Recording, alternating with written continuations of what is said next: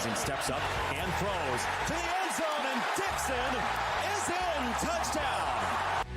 This is 365 Sports, powered by Sikkim365.com. Here's Gordon again. Jump cut in the hole. Bust it to the outside. And Gordon diving for the end zone. Touchdown, Oklahoma State. 365 Sports is presented by IdealMRI.com. High-quality MRIs for $497 or less. IdealMRI.com. Your health is important, so is your budget. Now the throw across the middle. That was caught. And on a broken tackle, J.P. Richardson. Touchdown. 365 Sports is also brought to you by Texas Farm Bureau Insurance, protecting Texans since 1952. And here's Green. He's going to keep it. And Green breaks loose. Garrett Green across midfield and forced out of bounds at about the 25 by D. Winters. Have you subscribed to our YouTube channel? Search 365 Sports on YouTube. Brought to you by TFNB, your bank for life. Lance Leipold's group with the 14-zip lead on Matt Campbell's Iowa State team. And Jalen Nolan is out to the races. Down the sideline.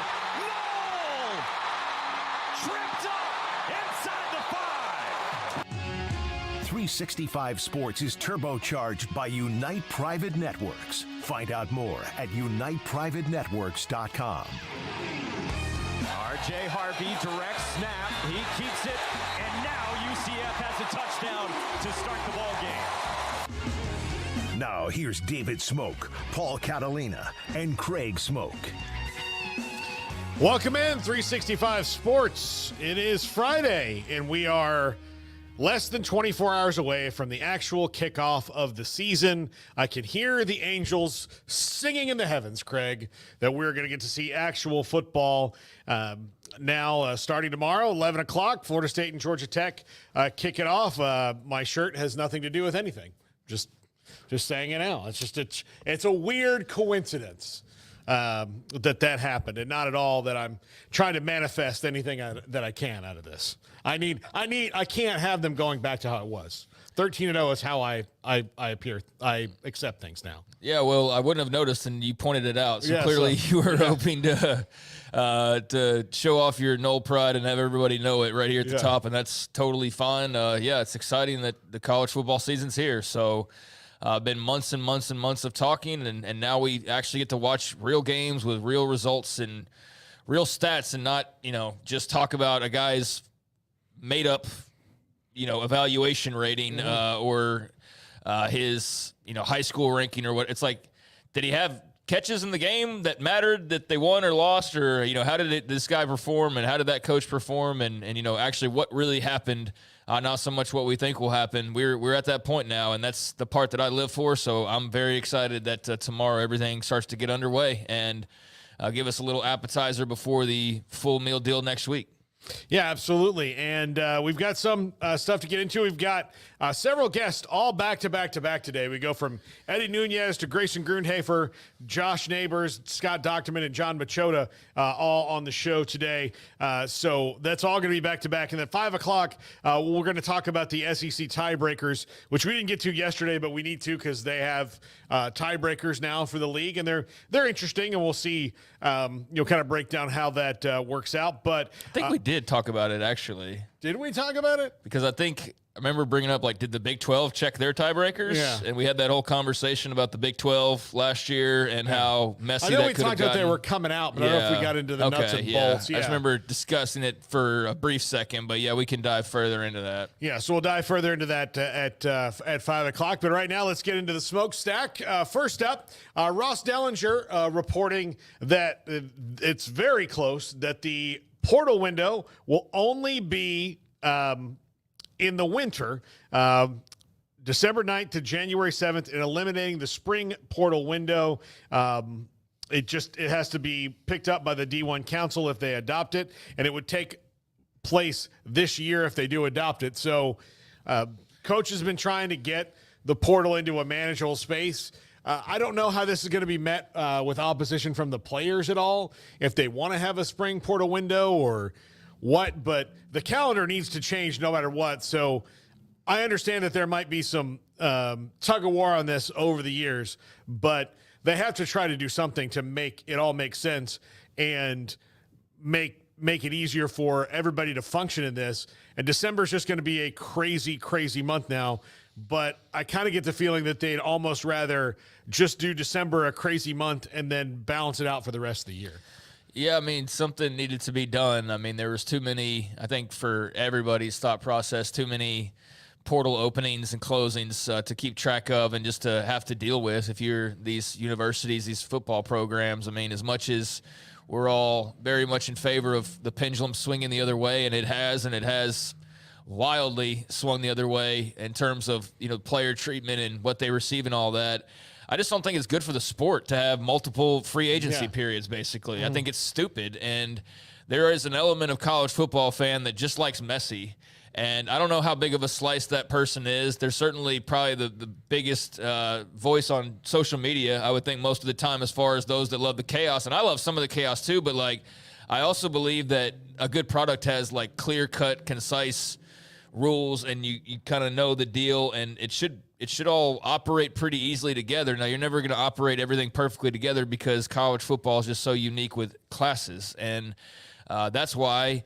Well, why not just do it after the national championship game? It's because the semester started already. That's why you can't do it after the national championship game, because it's the end of January now because of the expanded playoffs. So if you did that, then you'd have guys jumping in trying to get it into their new school out of the portal in the start of February, which that's not feasible at all. That doesn't make any sense. This is still a school-based sport. So you don't have that many options, but I do think just the calamity of having double windows or all these different periods.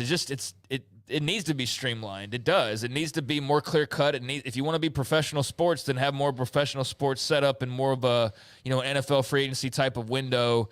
And so that's what they're going for. And I like that part of it because I think it just makes things more clear cut and simple. But nothing's completely simple because, like I said, they have the uniqueness of having to worry about classes and semester starting and all of that. So I definitely have seen some pushback or some why not this date instead or why not that date. Problem is, folks, there's no perfect time to do it. I mean, there's no perfect time to have a window because, again, you have what the pro leagues don't have, which is classes to worry about. So this isn't going to make everybody happy. It certainly hasn't based on all of the reactions I've seen to Ross's reporting. But I think most people agree that there needs to be a window. It's just that it's hard to settle on what the best window timing would be. And so they're going with this setup in December through January as far as the 9th through the 7th, and that's going to cover bowl season, and that's going to be right in the middle of all the chaos of the playoff and bowls and coaching changes and all of those types of things. So yeah, that's going to be very interesting to see that that one month long window. But yeah, I don't know what are the better options for those who don't like that option, which I'm not saying I think it's perfect, but for those that don't like it, what's the better alternative? There's no good ideas. There's only varying levels of bad ideas or things that are going to be met with conflict. I also think that this is good for the players too, in at least this regard. I understand that they went from having zero flexibility to having almost too much flexibility. And there needs to be maybe just a slight correction in that because, it's going to help you. Okay, look, if you really want to leave here, you've got a month to decide to do that. You can't decide in a month and then go to a place and then not like it and then 2 months later do this all again. That's where I think it needs to just be compartmentalized to the month because, there are multiple players this last cycle who went to a place, decided they didn't like it, and then they transferred again at the end of the spring. Well, now you put yourself in a pickle probably trying to find a place again that maybe knows more about what they're doing and roster-wise. And two, the place that's brought you in and probably made you an NIL deal and all these other things now has to scramble and replace you because it wasn't a fit in the first place. So this should be about just make sure you make the choice that you want to make, and then go do it. Yeah, I mean, that's the pickle, though. I mean, there's valid pushback on this. And I ask, like, what would you do instead? And there's plenty of people that say you do the spring portal window instead, which I get that. After spring ball, you have your rolling out of the roster, and everybody who's wanting to leave can leave, and that's usually a pretty busy time post-spring ball. I don't recall this past year. I don't know if I really paid super close attention. It wasn't as busy. Yeah. Like, maybe people that's thought it was playing going to in. be more, but yeah. Maybe that's playing into the thought of, like, which one, if you have to pick one, which one are you going to go with? So the December winter period was definitely the more active. That's when all the quarterbacks rolled off the board, basically. Like, all the top players, for the most part, committed then. And spring was a little bit quieter because a lot of the top players had already made their choices earlier in the semester in this, type of December, January window. So maybe that's what played into the decision to go with this rather than the spring. But I've seen plenty of, like, you can't get rid of the spring window. So, yeah, I get that part of it, and that does sound a little strange. But, again, you have to do something to address this because clearly pretty much everybody involved is begging for something to address this. And I'd imagine in their conversations they didn't just blindly throw a dart, although it's the NCAA, so who knows. But you didn't just throw a dart and say, oh, December, all right, that's what we're going with. There's some thought that went into this, and maybe it was just the fact that December is by far the crazier period. Yes, it's going to overlap with bowl games. It's going to overlap with national championship games being played in the playoff or the path to the national championship. So I guess you're just not going to be able to ride through if you're planning on leaving Alabama and you're a receiver who's planning on transferring. Like, I guess you're just not going to be able to go along for the ride all the way through January and then, leave right after that. You're going to have to make your decision prior to that to land at your school. I'm assuming that sounds like what's going to happen, right, with the one window. Yeah. So, that'll be a little strange, but let's see if this proposal passes and if this is where the road actually takes us. But it is definitely a controversial topic because plenty of people have pretty strong feelings on the best timing, and not everybody agrees on this December window. Yeah, Barrett Crawford says, I'm with the Dragon. Spring transfer window, like 15-day of open portal with a portal in December for coaching changes and hardship. That, to me, that makes a lot of sense. The problem is when you say hardship, then the NCAA they kind of have to just rubber stamp it, because right now, every time they say, somebody doesn't have a hardship, they get pulled into court and been like, well, who are you to say that's not a hardship? And then they lose. But not every time, because we've heard a couple of instances where that doesn't happen, but it's like, for the most part, yeah. Yeah, they're not above the Mendoza line, right. In that. But yeah, and part of this is going to be like, what is the bowl system going to be 5 years from now? Because I think the playoff is going to kill off some of these bowls because they're just not going to get the juice. Well, it's already taken the most important ones and putting them in its own little pot to the side where the most importance lies. So, yeah, the Meineke Car Care Bowl is, never, and it was never on the same ground as the Orange Bowl, but now it's especially separated. So, yeah, I mean, that's the other thing that I didn't think about. But, yeah, there's been plenty of talk about what bowl season looks like. Like, a couple of the comments I saw earlier today are like, well, what about bowl season? And I think a lot of people are like, what about bowl season? Like, what about it? And that's another change going on, potentially in the wind that is something that we're all going to have to just kind of see and wrap our heads around what that looks like. I'm not an advocate for eliminating bowls that aren't in the playoff or anything like that. I don't think anybody is, because there's too much money to be made. But I just don't think that, but it's bowl season matters to the people making decisions because, again, you have to do it at some point in time. So if that, means that Oklahoma State doesn't have, their receiver and their running back because those guys decided that they're not getting playing time and they decided to transfer and they're not going to play in the Jiffy Lube Bowl, well, sorry, it can't all be perfect. And, I wish there was a better way, but I just don't know what else you do. So, yeah, it is going to have some interruptions for the bowl rosters, potentially.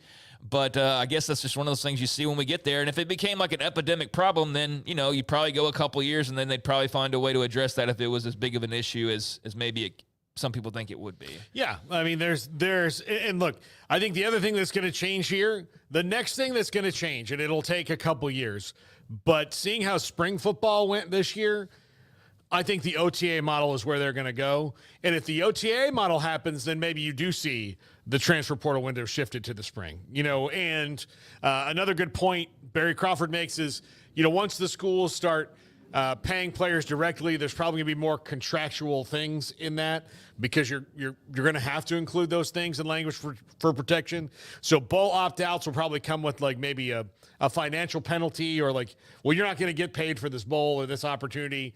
But that's what they're going to have to do. The bowls are going to have to be straight up and down NIL games, bottom line, or they're not going to make it.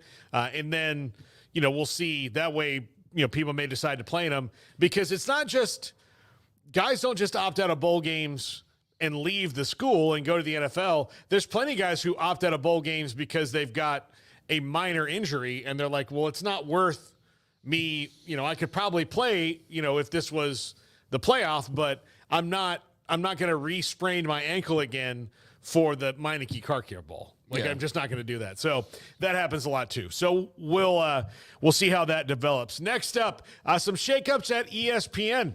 Burke Magnus is the grand poobah over there, and they have now trying to hire a successor for the departed Norby Williamson, who clashed with a lot of people, most famously Pat McAfee. Pat McAfee just called him out on the air, which is not something normally you see somebody do and call out their CEO, and kind of gotten a bit of a verbal fracas with them. And I'm curious, anytime you see an ESPN reorganization, like what does that mean for the content on down the line? What are the new people going to do? Because I thought this the other day watching, it was about a month ago in a hotel when we were in Vegas. I turned on, Sports Center just to see if they were talking about Big 12 Media Days. I wanted to see if it registered with them at all. And man, and maybe this is just me being nostalgic, but Sports Center is boring now. I mean, it is super boring.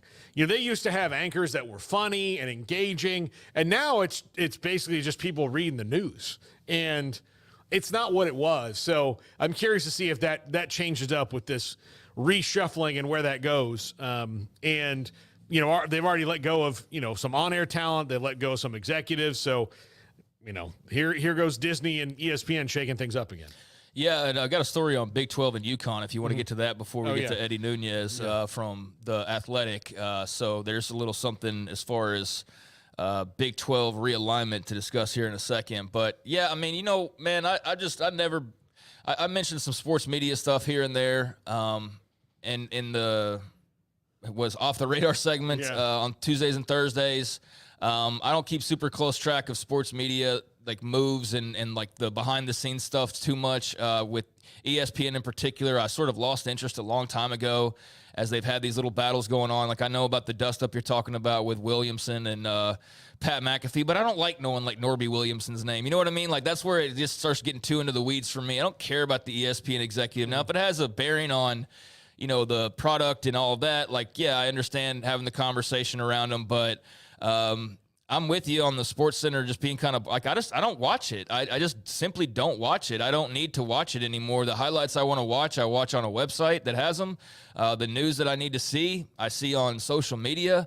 And if I want to read an article, I go to the page and I'll read the full-blown article from Chris Lowe or someone like that. But, in terms of like must-see TV and all that, like I'm just watching for the games. I don't really care about Stephen A. I definitely don't care about Feinbaum or whoever else you want to throw in line. All due respect to them, but I don't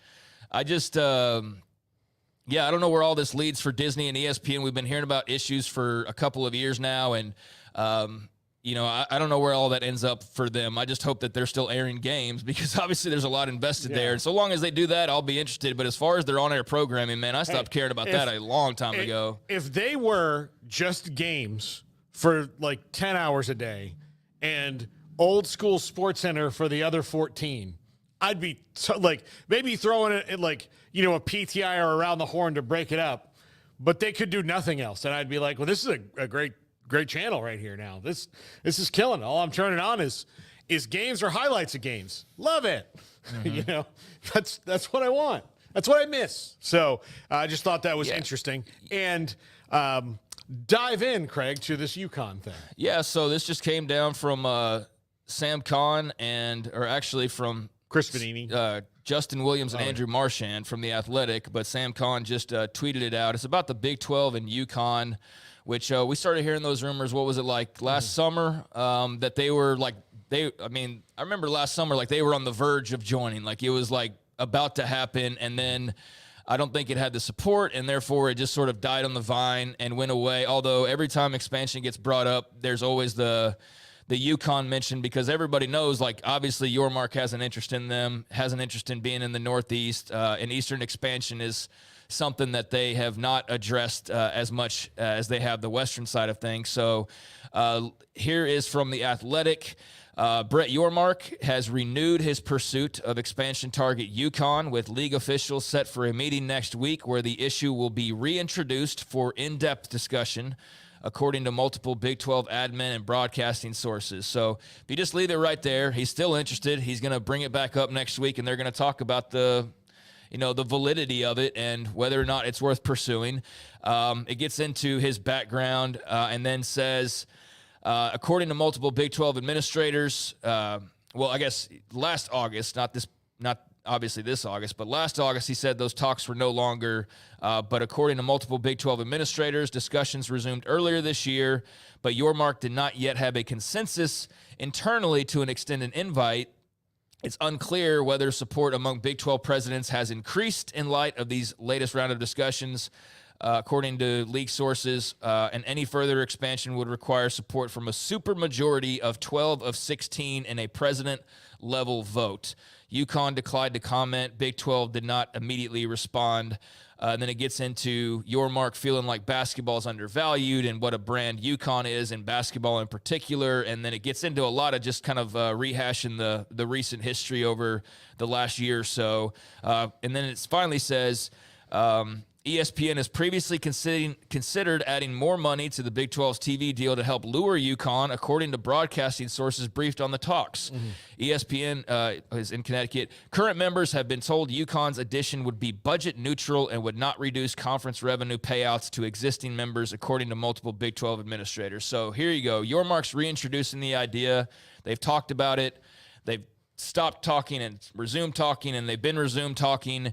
And so now ESPN is interested, obviously, with the Connecticut connection and potentially raising the money, and it would be a budget-neutral addition, as I mentioned there. So I think those are kind of the highlights of that from what I just read. So, yeah, there you go. From The Athletic, Yukon in the Big 12, and maybe something brewing there. I would not be surprised. This has been his kind of pet project. This is his. This is, from what I was told, this is Brett Yormark's, he's done so many things for the Big 12 that the presidents and ADs are like, look, whatever you want to bring to the table, we will consider. And this is one of his big ones, is Yukon. Now, when it comes to ESPN and Yukon, if you're wondering and you don't know the history of ESPN or where it is, the history of ESPN, the people who started ESPN are all Yukon alums. Now, granted, it's a Disney property now, and there's a whole different thing, but the blood of Yukon runs thick in Bristol, Connecticut, and ESPN. So if you're going to go at a school seemingly kind of randomly, that's kind of out of the realm, and need to make a sales pitch that people with sway in Bristol will listen to, Yukon is that too. Because they'd be like, oh, well, if this is going to help Yukon, great, we're all for it. And, they want Yukon on their basketball anyway. So, it's a win-win for them in the long run. And I would not be surprised to see it happen. I just know that it got shut down last summer because they're like, well, let's not focus on, Yukon's not going to all of a sudden go oh yeah, F you, we're going to the ACC. And if they do, they'll be there. Let's focus on the Pac-12 teams right now. And that's what they did. Yeah, Big 12, try not to talk about realignment for 5 seconds challenge. Yeah. Impossible for this conference to not be involved in some sort of scuttlebutt about realignment, which I guess pick the day, and I'll tell you how I feel about that. Sometimes it's great. Sometimes it's just kind of like, can y'all focus on the field stuff? And so with the season starting, we're going to get a little bit of both, it looks like. But, this is obviously something that would make sense for ESPN given their love and the history with Yukon, and obviously the basketball tie-ins are pretty easy to promote, that brand of basketball, throwing Yukon in there with a Kansas or Baylor and everybody else that's a part of the mix. That makes a lot of sense. Geographically, I mean, you do need to go east more so than you need to probably go any other direction right now. So, I mean, that makes sense too. And so, therefore it checks some boxes. And clearly the biggest box that it checks is that it's an itch that Brett Yormark desperately wants to scratch and has since the day that he arrived practically, because we've been hearing about this for, quite a while now at this point. It's just kind of popped in and popped out. But, obviously they're putting the word out there that there's some activity and that there's some talk about it. Doesn't ensure anything, but they are going to probably have some type of a vote to see if it's worth pursuing further. And, it makes me think that if he's still chipping away at this, that like maybe you spin one more vote and then you spin one more vote and then eventually you get what you want if you're Brett Yormark, which is clearly Yukon in the Big 12. I mentioned that it checks a lot of boxes. There's also a lot that I just don't feel like it makes a lot of sense. And I have nothing against Yukon. If they are added to the Big 12, that's great. But I'm more of a college football fan. Like the basketball thing's cool, but it's not like my love like it is for a lot of Big 12 fans. So, yeah, it'd be great basketball matchups, but as more of a football guy, it doesn't really do much for me. But, yeah, it would be great for the conference. And if it raises – like, here's the thing. If it makes the conference stronger, then you got to do what you got to do and do what you need to do to further strengthen yourself and to bring more money into the pot overall. And if that's, what it takes, then that's what Brett Yormark needs to do. And nothing against UConn. Like, I imagine Dan Hurley's probably not real thrilled after winning back-to-back national titles of like, let's pick this all up and go put it in a place where we have to suddenly travel all over the country instead of this niche that's very cozy and is obviously working very, very well for us. I don't know how much he'd be inclined to want to do that, or Gino Auriemma for that matter. I do know the Big 12 would be better with UConn men's and women's basketball. Oh, hell yeah. I don't know about any of the other sports because I can't speak on those outside of, I know football, they don't add to the pot. Like they would just meld into the pot. They wouldn't, make it bubble anymore. But it's certainly in basketball they would. So that's been a big goal. I'm still like, man, you got to focus on football. Yeah. And that was the messaging like a month ago. But basketball is still a big deal. And if Yormark really feels like there's more money to be squeezed out of there, then UConn makes a lot of sense on both the men's and women's front as well. So like I said, it makes some sense. It's also, a move that I don't think is going to thrill everybody or cause a lot of celebration necessarily, because it's not what some people are looking for, which is like a Florida State or a Clemson. It's also just, it's UConn. So it's not like in football, you're like, oh man, like we just added so-and-so. So I'm sure there'll probably be a bit of a mixed reaction, but if it's a matter of Brett Yormark going and grabbing more territory and adding more money, then that's what the job he was signed to do is. And that would be something you'd have to, celebrate. So yeah, we'll see where this takes us, but clearly they wanted to get it out there and have people like us and just everybody talking about it, because clearly there's some more discussions going on. Yeah, absolutely. When we come back, Eddie Nuñez, the athletic director at Houston now, we will talk to him about his new endeavor. This is 365 Sports. Get behind the wheel of the 2024 Jeep Grand Cherokee Overland at Allen Samuels in Waco. Choose between 2 or 3 rows and save $12,000, or take advantage of 0% financing. Looking for something smaller? Drive home a 2024 Jeep Compass Latitude 4x4 and save $9,760, or take 0% financing and get $3,000. Don't miss out during the Make This the Summer of Jeep event at Allen Samuels in Waco, where we deliver your next adventure. See dealer for details. Come by. Let's be friends. In Texas, there's pea-size hail and baseball-size hail. Guess which one hit our house? We didn't even know where to begin, but we called our Texas Farm Bureau insurance agent, and he was so reassuring. He knew exactly what to do to get our house back into shape and our lives back to normal. Now, we're even more thankful for the roof over our heads. Stop by and see our agents at one of our 3 McLennan County locations. Coverage and discounts are subject to qualifications and policy terms and may vary by situation.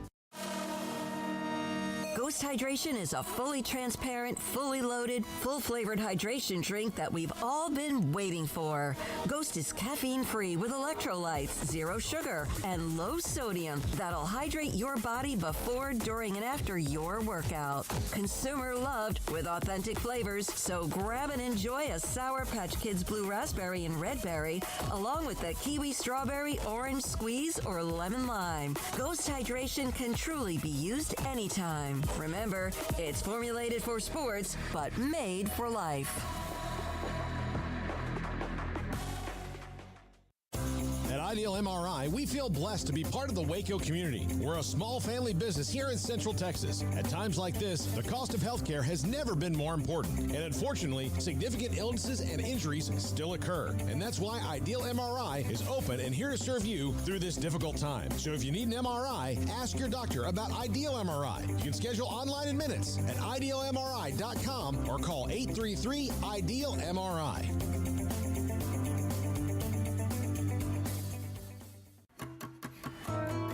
When you work with a bank, you should expect the best of everything. That includes face-to-face personal service and the kind of community banking care that only comes from one neighbor to another. That's exactly what you'll get from the First National Bank of Central Texas, where you will know your banker works just as hard as you do. Once again, that's the First National Bank of Central Texas. Settle for nothing less than the first. Member FDIC.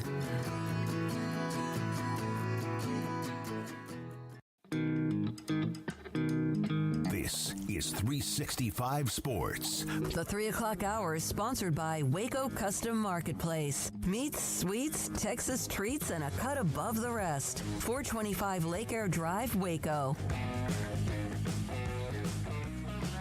Awaiting the call of Eddie Nuñez, the new athletic director at Houston. So, Craig, if I have to pitch it to you real quick, it's because I have to answer that call. But he will be calling in momentarily. It's an interesting thing. We did, I think the Chris Pesman firing kind of caught everybody a little bit off guard. It was surprising. But given the fact that Houston has a new coach and they're, trying to make headway in this new conference, it's not really all that surprising just in the way that college athletics functions. Is sometimes you just make a change because there's been so much change going around. They want a different direction, obviously, yeah. Well, I think they've made it pretty clear they want a direction that gives them more money. And Chris Pesman was not fundraising at the level that they needed him to. And so they decided to pivot and go a different direction. And I think that's been made very clear by the articles that we've seen written about the Nunez hire and the articles that were written prior to the Nunez hire.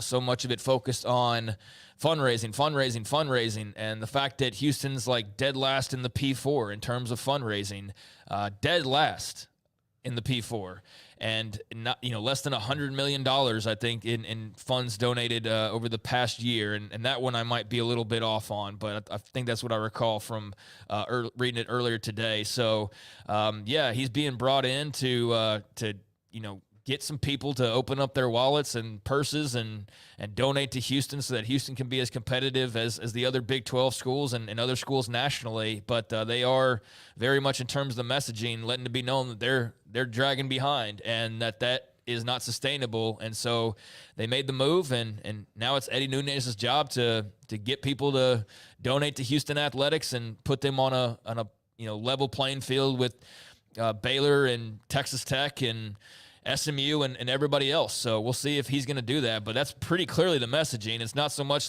we need facilities or we need a new football coach. They've already addressed both of those things, but they very clearly are looking to fundraise, and that is as big a part of a job now in college athletics as anything else. So there's probably different eras, different times where an athletic director needed to do a little bit more of this and that, and I'm sure he can do other things. He's not a one-trick pony, Eddie Nuñez, but he's here to make them some money or get them some money and do so as quickly as possible. So we'll see how quickly he can hit the ground running. But the messaging is very, very clear from the Cougar side of things. Yeah, absolutely. It's an exciting time for the entire university, and that things are changing. Smallest budget in the the Power Four, just to clarify my statement. Yeah, smallest budget in all of the Power Four athletic departments. So that's where Houston finds itself.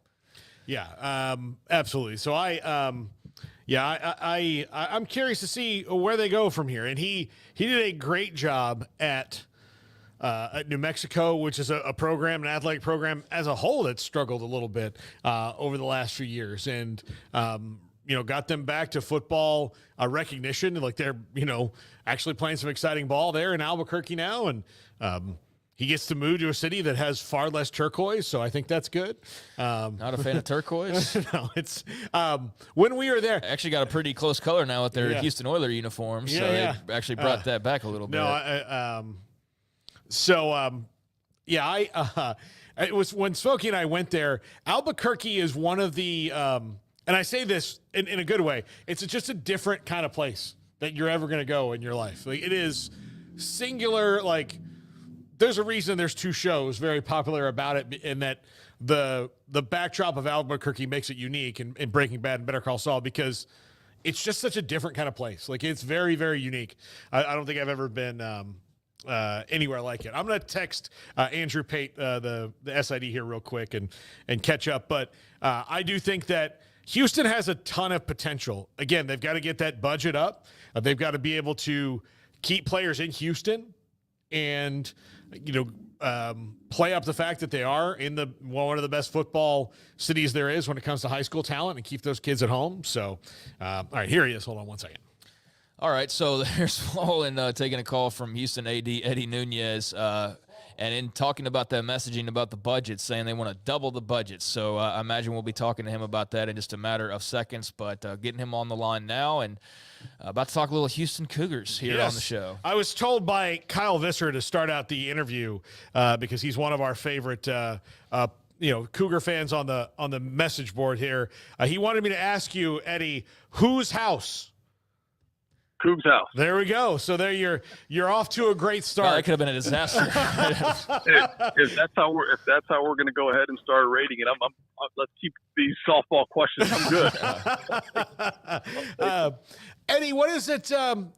You were at New Mexico. That was an athletic department that needed a refresh, and you did a great job there and started moving on up. And now you're at Houston. What's the transition been like, and what are the new challenges that you're excited to tackle there for the Cougars? Well, I think there's plenty of challenges. Some of them are simple. Some of them are a little bit more defined that we have to get after, and we have to figure out our budgets. And but it's the one consensus across the board is I have to get out there and start getting to know people. They got to see who we are. I've got to help be the face of our department as much as I can, so that when I'm in the community, when I'm getting to know people, they know what we're about. They know the vision.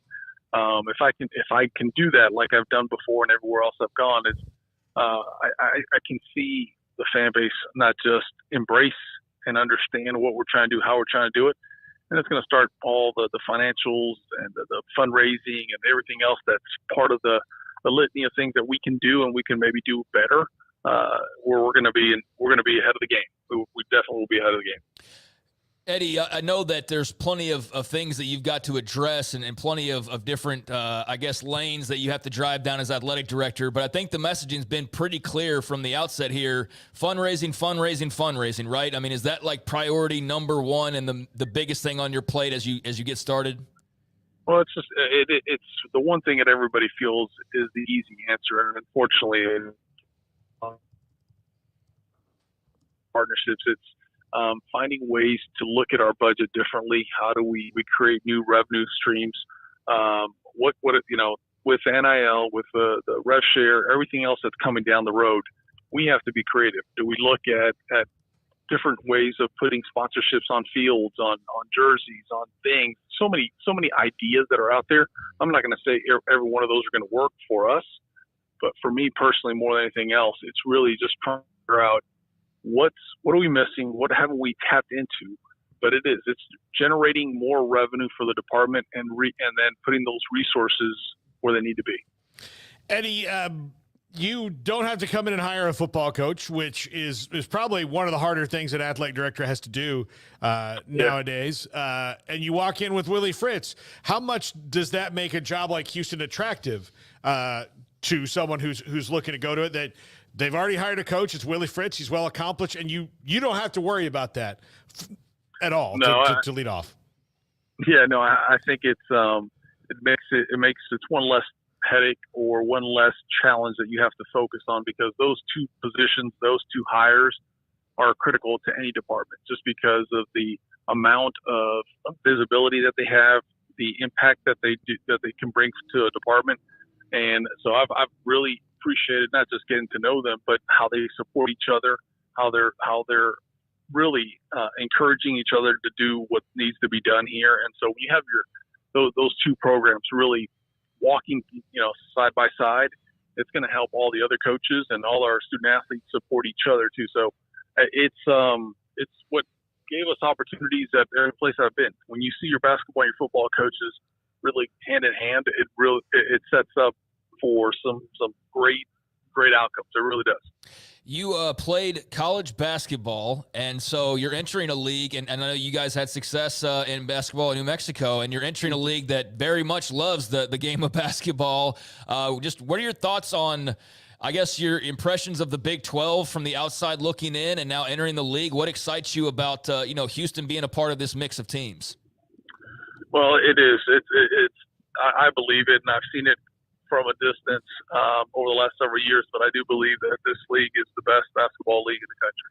And I don't think there's SEC, if you want to say at times, some teams in the SEC across the board, every one of our teams has a chance to be not just a championship program, but take it to the next level. And so I'm excited. I mean, I love basketball, love the game. There's some great coaches.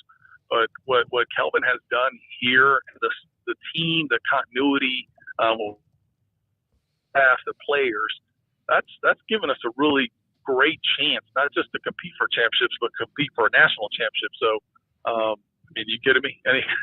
Going from New Mexico to here, we had some great success there, and Richard's doing a wonderful job. I'm excited for this as well. With Houston being located in the city of Houston, where some of the best high school talent in all of athletic, particularly football, is part of your goal to make sure that the kids in Houston know more about UH and not maybe wander as far away from home? Yeah, they have to really truly believe in the University of Houston. I've said this before. We are the university. Again, not just of Houston, we're for Houston.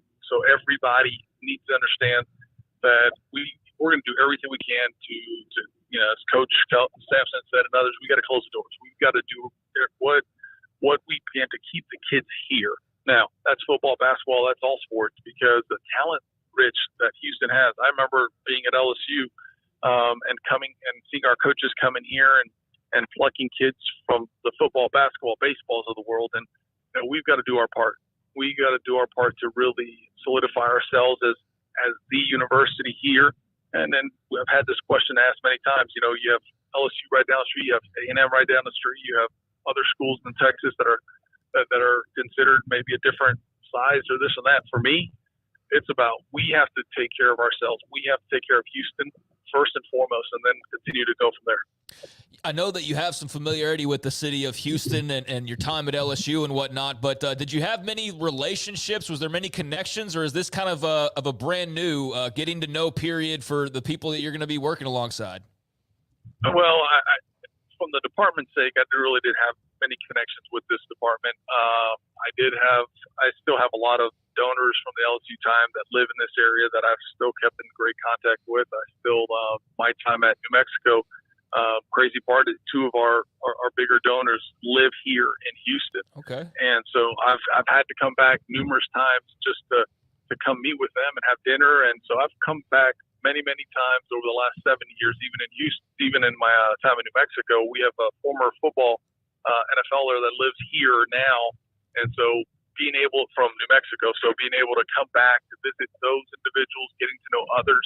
But let's make no mistake about it. I've got a lot of work ahead of me to meet more than just those individuals that I already know. I want to get to know as many, not just in the corporate world, the business world. I want to get to know our fans. I want to get to know the community as much as I can. What is different now about being an athletic director than it was when you started that you maybe didn't anticipate? I think it's rapidly changing, but the one thing that is evident is college athletics has been changing for some time now. And I mean, if it was cost of attendance years ago to, you know, the nutrition or whatever you want to add to it, the one thing I know is college athletics will always change. There'll always be an evolution of some sort.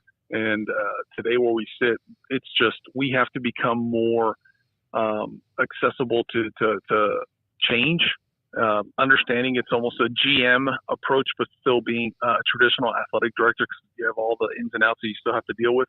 So you're changing your approach, your vision, the way you look at things. You have to be more innovative. Can't be old school in the way you think. You can have those traits in you, but they can't be forward. They can't be the reasons that you're thinking to move forward is look, we've done it that way. I will never, if we did something one way, it doesn't mean we're going to do it that way moving forward. So we've got to continue to evolve and look at things differently. What with the House settlement, the expansion of scholarships and those things going on, what do you look at Houston adding scholarship wise, or do you have even got into that about which sports that you're really, at least early on, going to put the pedal down on? Well, I honestly, I really can't even tell you. I've had all that the last couple of days thrown at me different ways. I've seen it from my previous institution, what we were looking at. But where I am today, it's really trying to assess the programs. I need to understand what is being done at what level. Are we fully supporting every team right now when it comes to scholarships and everything else? And that's what I'm trying to understand. When we look at the whole totality of roster limits and the House settlement and everything else, we're going to have to put our best foot forward with what we have available. Still keeping Title IX in mind, still keeping that football and basketball are going to probably drive the train for us, which is no different than any other institution across the country. So what are we going to do between those two pillars, you know, seeing football, basketball on one side and then seeing Title IX, and how are we going to fit everything else between those two? I know that it's stressful, but when things like this happen where you can expand sports and you can do things, is that exciting for you? I will tell you, I've had the experience of having to cut a sport at my previous institution, and it was one of the hardest things I've ever had to do. Seeing our student athletes having to walk in there and saying, "Look, we're going to unfortunately have to, you know, remove this team from our university," and that was something that I hope I'll never have to experience again. So I am doing everything in my power as we look at expansion, reductions, tiering. I want to look at everything. Doesn't mean that we're going to pursue anything. For me, more than anything else, I am going to do everything that we can to retain what we have. And if we get to a point one day where we're excelling in that plan, then we can look at expanding and doing some other things. Then we cross that bridge together. But for me, right now, it's look at everything, look at what ways we can do it differently. But definitely, reduction of sports is not something that we want to consider. When you look at, as you're coming in, they're already making facility upgrades to the stadium and all of that. Is that also like part of it when you apply for a job of like, okay, well, what are they doing? What have they done? Like, well, they're currently doing facility, upgrades. So I can maybe hit the ground running more with that as opposed to trying to get something built from the ground up. Yeah, I've been expansions and opportunities from my time at Vanderbilt to LSU, even in New Mexico. We built some great facilities. For the most part, every sport you could probably add into it. So I like the chance to be able to say, okay, look, let's grow this. I've already met with our staff and said I want to look at the plans of football. I'm not coming in to change things, but where we are in the construction project is there's things that can be viewed a little bit differently. I'm not trying, like I said, Coach Fritz has a good expectation of what this building is going to be. I just want to see if I can add any value to it that's going to help our teams be more efficient, more functional. And so that's how I'll treat projects that are existing. Anything that is not, I'm bringing a fresh set of eyes. So why not look at things differently from the standpoint of are we maximizing what we need to do? All our facilities probably need a little TLC. Probably not to the point where it needs to be blown up and rebuilt, but it needs some TLC. So what can we do? How do we prioritize that at the same time of revenue share and everything else? So those are the areas where I really want to find a way to touch base with certain donors and certain supporters and say, look, if you have a passion for a certain sport, how can we make that sport better? And so I love it. I love being able to build on things and reinvent certain areas, but it has to be for the fan experience, for our student athletes. All those things have to be considered. Before we let you go, I do have to ask you one question. Smokey and I years ago went and covered an NCAA tournament at the Pit, which is one of my favorite venues I've ever been to in college athletics. It's so cool and so unique. But I did almost die walking up the stairs because I wasn't ready for the altitude. One, is there a reverse now that you're almost at sea level in Houston? And two, whose idea was that to throw that little wrench of like, oh, the altitude's a factor here, and we're going to make sure that our opponents know? It happened before me. I can't take credit for that at all. Yeah. I will tell you, it is real. That altitude, walking up that ramp at halftime or even before the game, it's a steep 30+ feet ramp that you're walking at altitude. You're trying to get ready for a game. It starts playing into your mental psyche, and so the more we could remind the visitors, hey, by the way, you're going to be experiencing a little dizziness. You're going to be experiencing a little nausea. If you do, so that just kind of continues to just fester in their minds. So the more we can add to them not performing the way they need to, it was the goal there. So it is a special place. So I'm excited to be here in the Fertitta Center and see the experience there. But there's a lot of magic that happened at the Pit. I mean, and so I'll miss it. I'll miss it dearly. But I'm excited to be here, and I'm excited to cheer on the Cougs here at the Fertitta Center. Eddie, thanks for hopping on the show today. Enjoy moving to Houston. I know that's got to be a whole nother headache in and of itself. Moving is tough, but enjoy the transition, and we'll have you on again soon. We always love talking to the folks down in H-Town. I appreciate you guys having me, and I look forward to meeting you in person. Anything we can do, we're here. Appreciate you guys. Thank you. That's Eddie Nuñez, the new director of athletics at the University of Houston, and got him started off right. So fired up. I'm very Houston's one of my in the country, like Houston, UCF, like schools like that in major markets that could really maybe grasp onto the fact that you don't have to go far from home to play major college football and win a national title. I wonder in the new era how that's going to be. Yeah, I think we probably need to talk about it later because I think we're log jamming our guests here. Yeah, we got to get to Grayson. So we'll take a break. We'll come back. We'll have Grayson Grunhafer. This is 365 Sports. Hi, I'm Mark Stewart with Bird Colgin Ford. It's that time of year. It's football season. Bird Colgin Ford is a proud supporter of the best high school football right here in Central Texas. BK Ford is proud to sell the #1 selling truck in Texas, the F-Series truck, 47 years in a row. Come see the largest showroom in Texas and experience better at Bird Colgin Ford.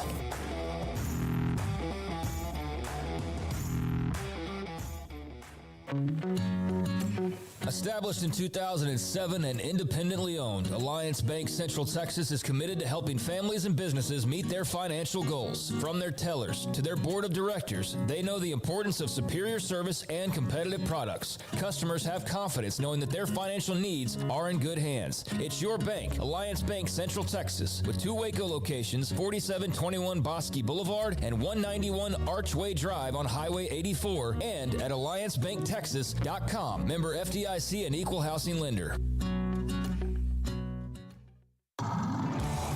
It's football and tailgate season. If you want product for the grill or smoker, charcoal, seasonings, marinades, sauces, Waco Custom Marketplace is your home to help prep, cook, and enjoy your food. Tailgate must-like brisket, tri-tip, fresh-made burgers, sausage, chicken wings, and if you want steaks, call in your order and pick them up. Bacon wrap fillets or any kind of ribeyes. USDA Select Choice and Prime that melt in your mouth. House-made sausage and jerky. Also, Waco Custom Marketplace, a one-stop shop for tailgating, barbecue, barbecue cook-offs and family get-togethers, fundraisers with fair prices to you, the customer. A bakery with fresh baked bread and kolaches. There's cold beer, wine, and soft drinks. Serving Waco restaurants and families since 1940. A cut above the rest. Waco Custom Marketplace, open Monday through Saturday at 425 Lake Air Drive in Waco.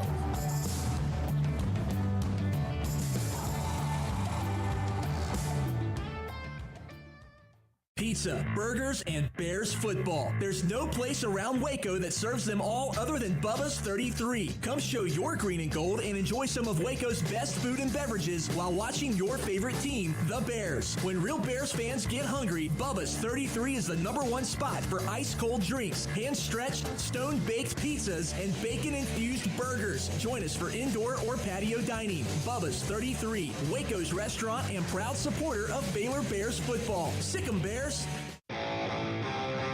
This is 365 Sports. Text us at 254-339-1122. The text line is sponsored by Riverbend's Liquor and Wine, with the most extensive variety of craft beer in Waco.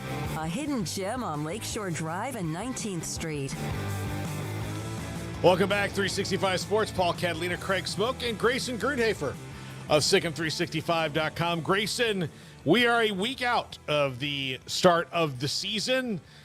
What's your temperature right now for Baylor as they start? I continue to think that this is a team that is still kind of going to be finding itself, I think, early in the season. But overall, I think this is going to be a much improved team, a much more fun team to watch and cover. I think offensively, they're going to be far more creative than they have been in recent years, especially when the offensive line wasn't very good. It made the wide zone really tough to watch at times. So I think this new offense, you'll get to see more shots down the field, more passing, more explosive plays, I think. At least that's the hope. And so very excited about that. And then, of course, excited about the change on the defensive side to see Dave Aranda really lean back into that defensive coordinator role and see what kind of impact that has for this team. And especially, when you look at in-game adjustments and things like that and all the preparation they did in the offseason, I'm very curious if that all comes together, because it should, based on Aranda's track record. So, yeah, I would say, cautiously optimistic, I guess. I'm not talking about this team as being a Big 12 title contender or anything right now, but I think they're going to be competitive and squarely in the mix to make a bowl game.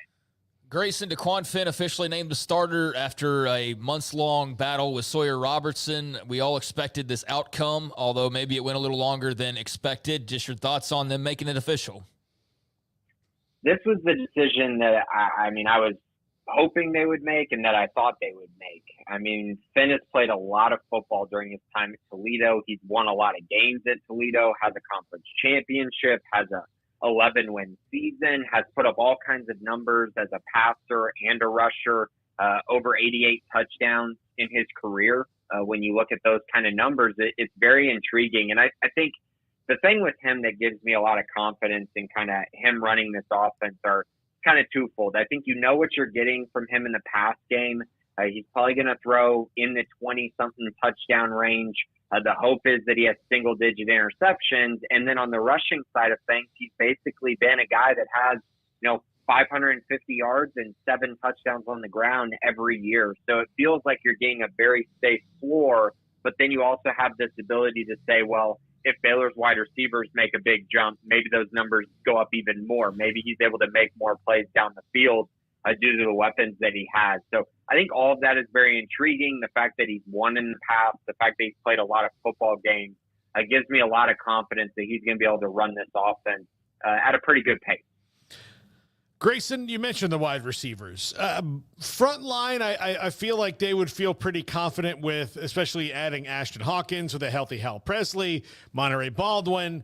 Those things are all good. I think Michael Trigg, given his skill set, might figure more into the passing offense than previous Baylor tight ends in the spread did, especially given the system's a little bit different. But the second wave of wide receivers, are there some nerves about that?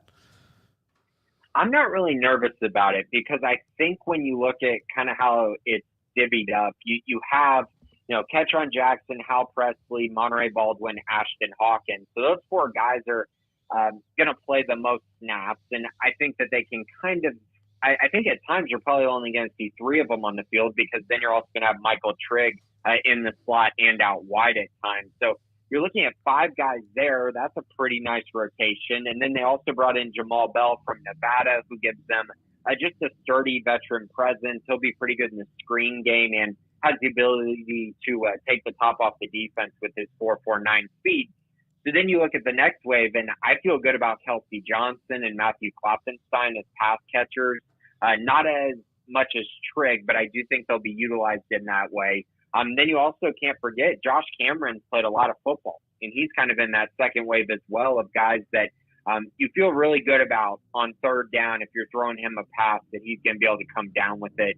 Very sure hands, has always been a very good leader for this football team.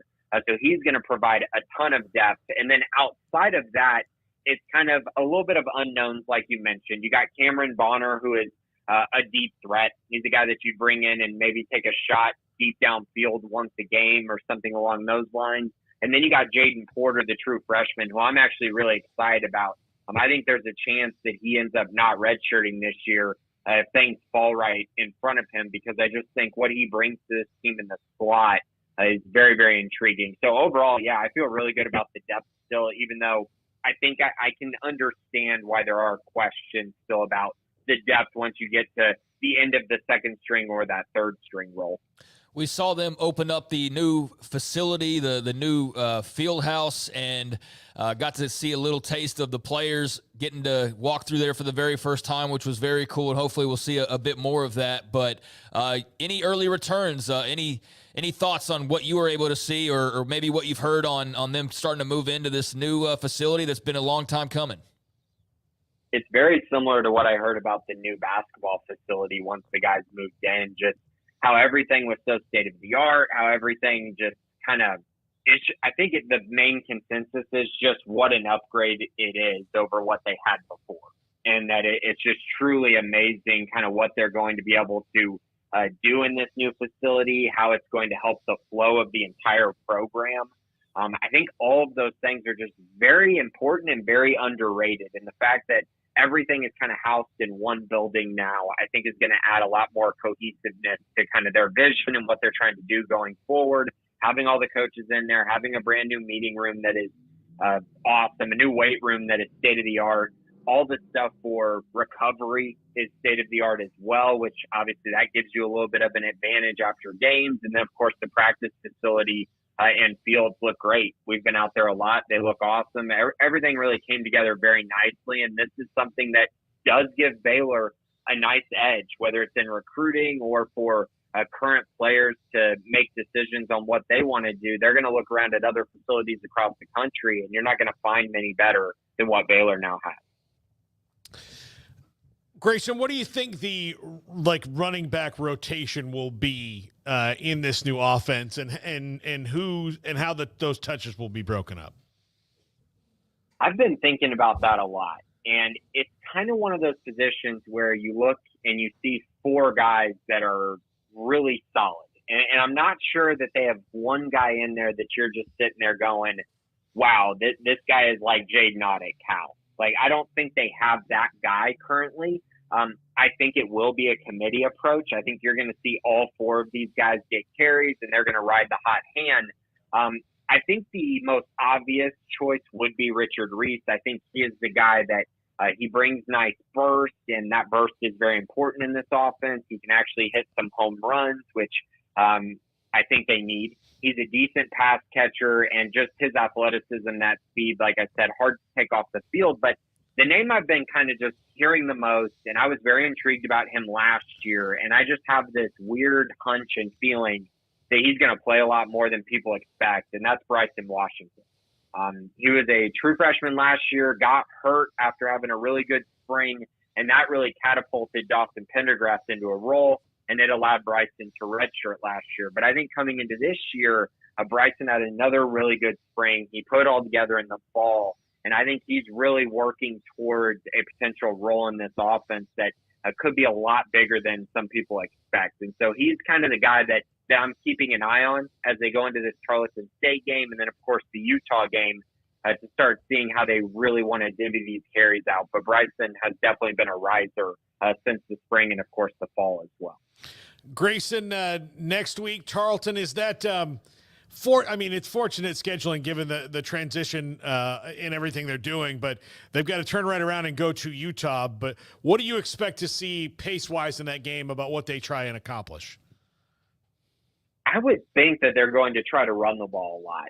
I think they're going to try to work with the offensive line and try to see kind of what they have going there, see which guys are performing really well. I have a feeling they're going to try to run the football while also taking some shots down the field. Tarleton wasn't very good last year. They got crushed by Texas Tech. So I'm anticipating that Baylor's going to win that game rather easily, and they should. Probably by I normally kind of err on the side of they should win this game by 4 scores. Whatever that means, that's kind of the minimum that I have, and that's what former good Baylor teams have done in the past in their FCS matchups or in their lower level matchups, FCS. So I think in general, that's kind of what I'm looking for from Baylor. Can this offense move the football really easily, especially since they're going to be a little vanilla because they're going to save some stuff for Utah? Can they still move the ball very effectively, score some points? And defensively, I think a big thing is going to be the defensive line.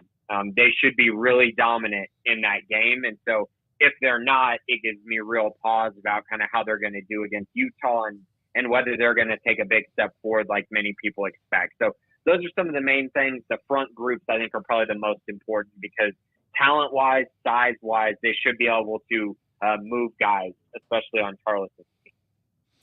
Grayson Grunhafer, SicEm365.com. Grayson, when's the podcast? The podcast is dropping every single weekday, so be on the lookout for that. We just finished position previews, so next week we're going to be talking about the Tarleton State game. We'll have a few guests on as well, so be sure to check that out on Inside Baylor Sports. Grayson Grunhafer. Grayson, we'll talk to you next week. Thanks, guys. That is Grayson Grunhafer, and do we got a thumbs up? Okay, so Grayson Grunhafer. Yeah, I think that there's going to be some frontline players that'll be better than last year, Craig, but I do still worry about the depth because you're not going to roll through injury-free in any given year. Yeah, I mean, that's valid that you'd be concerned about depth. I just depends on what area you're looking at. I think they're fine in some places. Yeah. In some places, yeah, there's definitely a concern on O-line, for example, but I think you feel good about D-line. I think you feel good in the secondary. I think you feel pretty good at running back. So, yeah, they've got some strengths and some weaknesses. Guess what, Paul? Like every other team in America except for like Ohio State and about 5 others.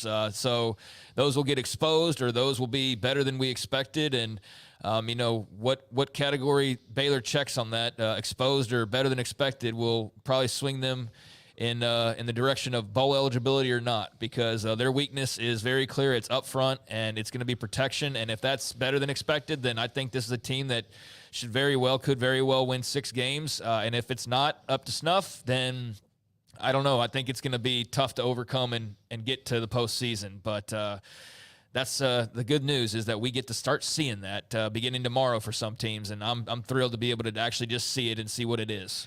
Josh Neighbors, Big 12 Watch, are on our other YouTube property, Crystal Ball College Football.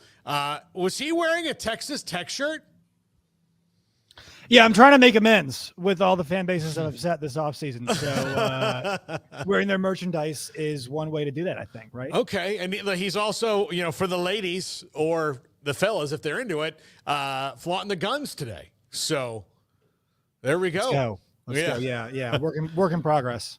Josh, we were just going to talk about that it's week 0 and then it's week 1 next week and all that in this week's segment. But some interesting news has popped up about Yukon perhaps being back in the water for Brett Yormark, and it's been kind of his pet project. Your thoughts on the additive value of Yukon to the league, particularly when it comes to football, which would not be much. For basketball, it'd be great, but for football, it's not going to get anybody excited. Boy, that Brett Yormark is a real hoop head, isn't he? I mean, he loves his basketball.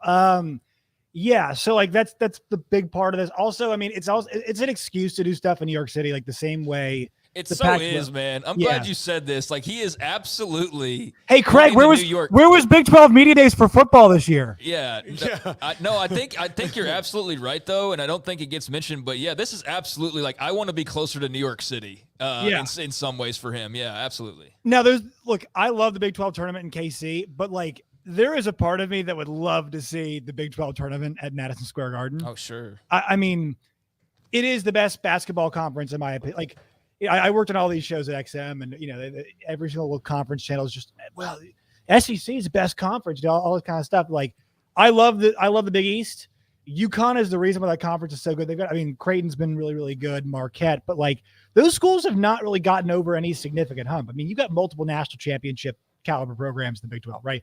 Baylor's got one, Kansas got one. Obviously, we just saw Texas Tech. The Red Raiders come within a shot against UVA of getting their own national championship. They're adding Arizona, who has been perennially up top, especially a lot recently. So, I mean, and go on, so on and so forth down the list of all these great programs they've got. Basketball is where it makes sense, right? Football, I mean, it's one extra window you could have, one extra thing you could put on ESPN Plus, one more FS1 situation, and it's probably pretty good for UConn because I know Independent's probably good for their national recruiting, but like this gives them a bit more of a home. Texas, Florida, those guaranteed trips. Also, we can bring back the civil conflict, the greatest trophy in all of sport, where I think the legacy of that rivalry between UCF and UConn is the fact that trophy gets left wherever it gets won. So we can bring back that trophy. That will definitely not be a protected rivalry, but they can bring it back. Yeah, I haven't gone to see the reaction of any UCF fans, or I haven't seen those come across my timeline. But yeah, I forgot about the civil conflict that would be reignited potentially by this. So, I mean, is this just? I'm totally with you, man, on the New York City thing and just the personal desire of Brett Yormark there. But is this also just signaling like? We're a basketball conference, buddy. Like, we're going to try to be good in football, but we realize, like, that's just not going to be possible. We're going to be the basketball conference. I mean, if they're going to make the NCAA tournament bigger, and they're going to keep paying you more units per game, getting teams like UConn that play in quite a few games and win quite a few games in recent memory, I mean, it's going to be helpful. And that's where, football is the big one, right? But the NCAA basketball tournament, I think it's, at least to me, like, number one with a bullet in terms of any postseason. I love the World Cup. I think Champions League is awesome. I think soccer's got some really, really good formats for their tournaments. In terms of like how a tournament or postseason plays out, is it the right way to always decide a winner? No, but is it the one that everybody loves the most? Yes. I mean, so much so that people do brackets of action movie stars and, of condiments and, whatever else, like whenever the NCAA tournament comes around, because brackets are just the best. And the NCAA tournament remains a multi-billion-dollar industry. So why would you not still be a part of that? And look, like football, I have to go read the details from Ross Dellinger. I think it'd be a bit more of a runway, and we'll see financially how that is one thing I'll mention here, because I was going to wrap around back. But apparently, according to the couple of reports out there, UConn football would not join until the next TV contract. Yeah, that's fine. I mean, I'm like, you gonna lose any sleep over it? Is anybody gonna lose any sleep? I was just mentioning that detail because everybody's hung up on the football side of this, right? Yeah. And I mean, like, eventually they join, and at that point in time, you're just hoping that they've got a few more national championships in basketball, and they step some stuff up football wise in terms of their facilities. Because I mean, you don't want schools getting embarrassed like flat out from the word go. But like, I mean, that's UConn's not in a great spot, Look, they really improved, but not in a great spot football-wise. Like, this is about basketball. And this is about adding as many just pure, valuable brands. It's why the UConn thing the Gonzaga thing's been explored. But the football runway part of it's good. Keeps the Big 12 in the news that way. And also, I mean, any argument about is the Big 12 still the best basketball conference starts and ends with UConn. So if you want to end that argument, you could just add UConn, right? And that kind of just ends the argument right there. So good call if you want to become the best basketball or make sure you maintain your reputation as the best basketball conference. I think it would get Dan Hurley to the NBA a lot faster. Yeah, I'd be curious how Gino doesn't strike me as a guy that wants to travel all over the country to play as well. That's what's interesting about this is like maybe the money's too much to pass up or the exposure or whatever, even though I feel like they get plenty of basketball exposure. But I can't imagine that those two would be in favor of this unless I'm just, totally missing something here. I think Dan wants that three-peat, right? Like there is something about that three-peat that would put him, because here's the thing, there's no doubt he is the best basketball coach in college basketball, like full stop. But there's also an argument too, like he's got Yukon on the spot where, I think much like what we're seeing with Mark Pope at Kentucky, like I think Kentucky, if Mark Pope's a pretty normal, average to good coach, Kentucky's still gonna be really good. And I think UConn's approaching that area. And think about this too, guys. I've always used the Baylor example. Hey, 3 separate coaches have won 10+ games at Baylor in the last 15 years. That shows you've got something going on there that, is you can reach certain heights. UConn's got 3 national championship winning coaches since what, 2009, right? They've got Jim Calhoun.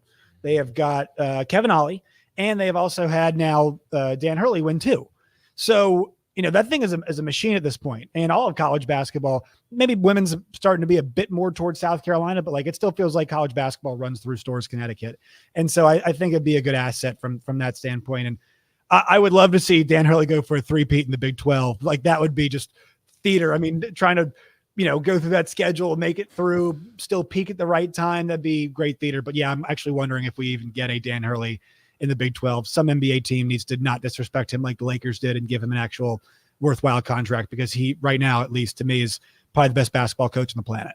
I think that if Greg Popovich retires here in the next couple of years, that's where he's going to want to go, because young, he can build it, and it's not with Wemby. Good Lord. Oh my God. Could you imagine? Yeah. That's what, look, if I'm a coach like Dan Hurley and I'm thinking about going to the NBA, that's maybe one of the jobs I would go, there.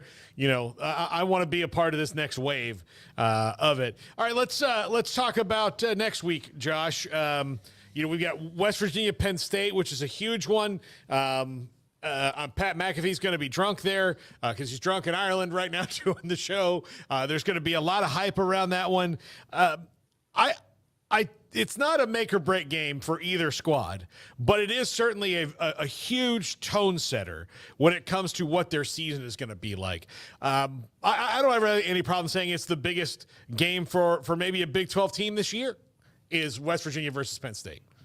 Yeah. So I talked about this last week with the lack of big non-conference games. Like it's going to be hard for the Big 12 to make big, bold statements this year because their best opportunities at other teams are like Houston plays Oklahoma, and Houston obviously is going through a rebuild right now. West Virginia gets their shot here at a Penn State. The biggest non-conference games for Arizona is Kansas State. The biggest one for Kansas State is the other way around. Baylor's playing Utah. Utah's playing Baylor. You kind of see where I'm going with all of these. Yeah. So your best opportunity is, and also I think UCF's got Florida, but it's like buried in the middle of the season, right? Yeah. And that's probably the other important one too. But also like poor Florida is going to be playing the, like the murderers row Yankees of schedules this year. So, I mean, it's kind of going to be tough to assess them pretty fairly.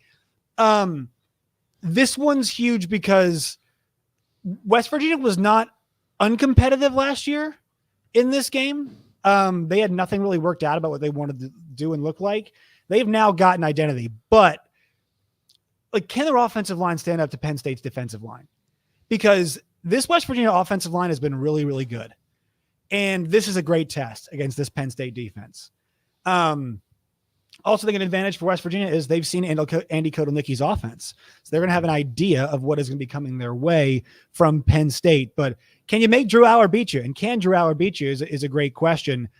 This game to me is, I mean, if West Virginia can find a way to pull this thing off, it would be fantastic. But I don't love the matchup for them. You think about a game where, West Virginia's ability to like limit possessions in a game is going to be a big key for them. And so being able to run the ball, hold on to the football, convert on third down, like that's kind of all stuff I feel like Penn State's kind of tailor-made to stop them from doing. And so that's why I'm a bit concerned about the matchup. But I also hate the fact the game's at 11 o'clock. But still, massive opportunity. And to be honest, guys, Neil Brown's been pretty darn good in rivalry games. He beat Virginia Tech twice. He beat, obviously Pitt last year, even with the injury. And I know Pitt wasn't that good, but still they beat Pitt last year with the injury happening to Garrett Green. So, he's had a decent record in some of these East Coast adjacent Midwest, Black Diamond, swing state rivalry games, if you will. So, I'm fired up for that. I cannot wait for that one. I don't know if you saw this. It was something we didn't have time to get to, and I'm just kind of curious your thoughts on it because it's a bit of a unique, and maybe it's getting too outside the box, but CU Athletics, Colorado, has informed the Denver Post that Deion Sanders and anybody else associated with Colorado football will no longer take questions from columnist Sean Keeler due to what Colorado perceives as a series of sustained personal attacks. I don't know how long you've been following along with Deion's press conferences, but he's kind of had a back and forth with Sean Keeler. I mean, dude, I get having issues with reporters, but man, this is like a regime, ordering like we're not going to have outside state media asking us questions. I don't know, man. This seems like it's a little wonky for Colorado and not very good perception wise. Although I know they're fans and that the Deion sycophants will disagree. I will say, like, this goes across racial, player backgrounds, whatever. There is no softer group of Americans than college football coaches. Like, they are the softest group of pansies ever. You all remember Lincoln Riley calling up about the kids on top of the roof? Yeah. Just trying to ban student media. And like, all credit to those kids for going and getting the scoop. That was awesome, in my opinion. Dabo Sweeney threatens to quit if kids get paid. Like, cry me a river all the way to the bank with the $11 million check. That stuff. It just, and then Deion Sanders is a good example of this. When he said, you wouldn't call Nick Saban Nick. No, that's what they did. They actually called him Nick. A bunch of people did. They don't have to call you Coach Prime. Like, nobody has to do that to you.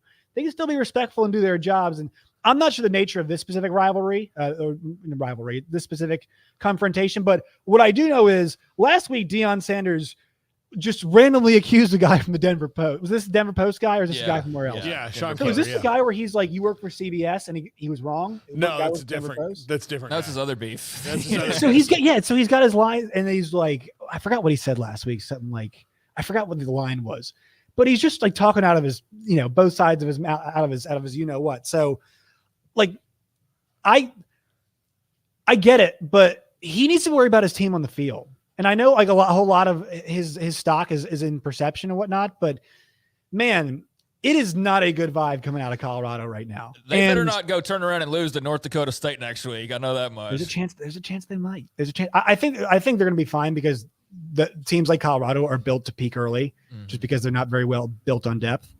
But yeah, man, like it is. The vibe is not great, but I mean, the good news is for them is they've got probably the best player in college football on their team. And they've got one of the best quarterbacks in college football on their team. So that's kind of a nice thing to have. Well, Josh, so here is from the sports information department, perceived as a series of sustained personal attacks. When asked for those specific examples by the Denver Post, they cited his use of such phrases as false prophet, deposition Deion, Planet Prime, Bruce Lee of BS, the Deion Kool-Aid, and circus. I wish I was responsible for some of those. I wish I had the creative capacity. So, I mean, I could see how you could take that in a certain way, but like, is his whole thing not like, I'm a prophet? Like, do you believe? I believe was his line last year, right? Yeah. Like, that's kind of his vibe. That is what he is. He is, if you're going to talk your way into being a winner, and they didn't talk their way into much winning. They did some winning last year, but it wasn't like a significant amount. Like, you have to kind of be able to balance both sides. It's not going to be all positive all the time. And this is why a lot of coaches would rather have a closed shop than they would have things open up, right? It's just easier to have things closed. But like, if you invite people in, don't be surprised. It's like, the Star gets shocked that they had this person, profile them forever. And it was like, oh, it's a terrible profile. It's like, well, you let them in and they saw all your dirty laundry and they saw everything. So, it's not always going to be puff pieces and whatnot. And Deion got a lot of positive press last year. But then, honestly, I don't think he got a lot of negative press. I just think people just kind of forgot because it wasn't a huge story anymore and they couldn't play defense. So this feels like more of a Deion issue now that he's going to have to fight. And I don't feel like national media care. I mean, do you all feel differently? I don't feel like national media care that much about this.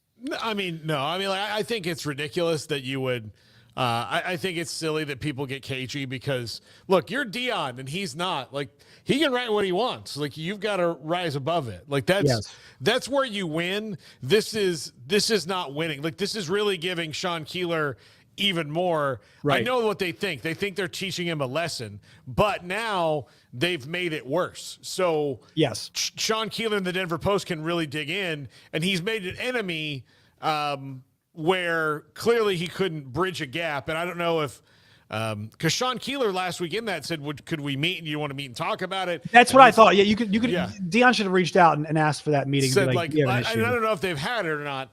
I'm betting that they didn't. I'm going to go with no. Yeah, I'm going to go with no. Dion also has a clause in his contract that nobody else has that requires him only to speak with mutually agreed upon media. So he can make these calls. Mutually agreed upon media. That's like one party consent, basically. Like if mutually agreed upon means that he has to approve. So if he's not approving, then it doesn't really matter, right? I mean, that's. Yeah. So look, man, I think coach, you make a lot of money from the state. You should stand up there and have to take questions, and you don't have to like all the questions. That's why we love Mike Gundy, because he'll justify that drunk driving. But at least he's standing up there and taking the punches, right? Yeah, absolutely. Anything else for Josh, Craig? No, I was trying to think if there's been any. I mean, DeQuan Finn named the starter at Baylor, Brendan Sorsby at Cincinnati. Yeah, I don't know. Anything stand out to you news-wise as far as just important decisions as we get closer to the season here? Well, all the old heads got to enjoy, speaking of Mike Gundy, got to enjoy Mike Gundy being like, stop calling me asking for more money. Time to play ball. And everybody's like, that's what we like to hear. And I did enjoy it, to be totally honest. I did enjoy hearing that. 24 hours later, had QR codes on their helmets. He's like, but also, if you would like to donate, you can do so. DeQuan Finn, I'm super pumped about. I think a player like that can do a whole lot especially in this kind of conference. Like, I'll give you all the local example for us. I'm super excited to see Taylon Green at Arkansas. Oh, yeah. But if you can't block anybody, the SEC is not really going to be that forgiving. So it doesn't really matter how good or fun or special he can be. DeQuan Finn is old, and he has been around for a while. And the pass rushers in this conference are not necessarily elite. So if Baylor can get some pretty decent offensive line play, and they can get some guys, receivers and get open and whatnot. And Jake Spavital can bring a little bit of, what we've seen before. I mean, to what DeQuan Finn's got going on. If they can make that marriage work, which I think they can, this should work. And they brought a guy like that in to start. There was, I don't think anybody had any doubts about whether this was going to be the situation we had. But I am most excited about that. And Sorsby, we knew would be the guy at Cincinnati. But I am very, very, very excited to see what DeQuan Finn can cook up at Baylor. Josh Neighbors, Big 12 Watch. Check him out on Crystal Ball College Football. Josh. Good luck tomorrow, Paul. Yes. Thank you. And I will talk to you next week because it is time for us to get our weekly segment back going again. Josh Neighbors will start joining us on Fridays here on 365 Sports because Craig and Smokey leave me alone here in the studio and Garrett hits me. I have a question.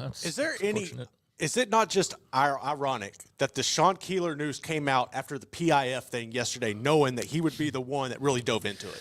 Yeah, I don't know about – I'll tell you what was weird to me is earlier this week, Dion was doing a press conference, and it was I guess maybe last weekend, actually. They had gone and had a practice in Denver. And so they were hosting that, and they'd had their practice, and they were having their post-practice. And if you watch the video of it, and I walked into this not knowing anything about it. Like, I know Dion doesn't like Sean Keeler. I know a lot of Dion fans. Some of them also Colorado fans don't like Sean Keeler. We enjoy him. He's always been cool to us. But, I get it. People have different perspectives on things. But somebody kept trying to ask a question, and the SID – that was standing next to Dion, kept shutting it down right away. Mm-hmm. And it probably was Sean, looking back on it. I just couldn't tell the voice. But they tried to ask, at least two, if not three questions. And every single time, the moment they started speaking, the SID was like, nope, just wouldn't even let them get the sentence out. And I was sitting there thinking, is that Sean Keeler?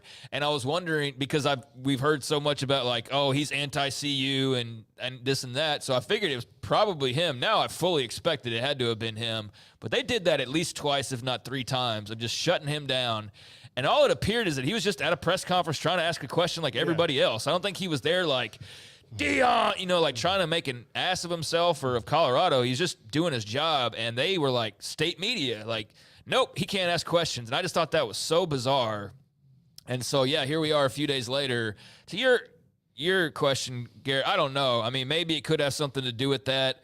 I feel like this has been brewing for a while, though, so maybe that's just coincidental. But, hey, if he was planning on going, scorched earth over the PIF talks, then, maybe that did rattle him a little bit. But, yeah, this has been building for some time. So, yeah, not sure on that, but it makes sense to try and connect the dots there. So, yeah, that's weird. I don't love that. No. If I thought he was really being super problematic, then that would be one thing. But I don't know, man. I think there's Colorado fans who, again, are probably not so much Colorado fans as they are Deion fans.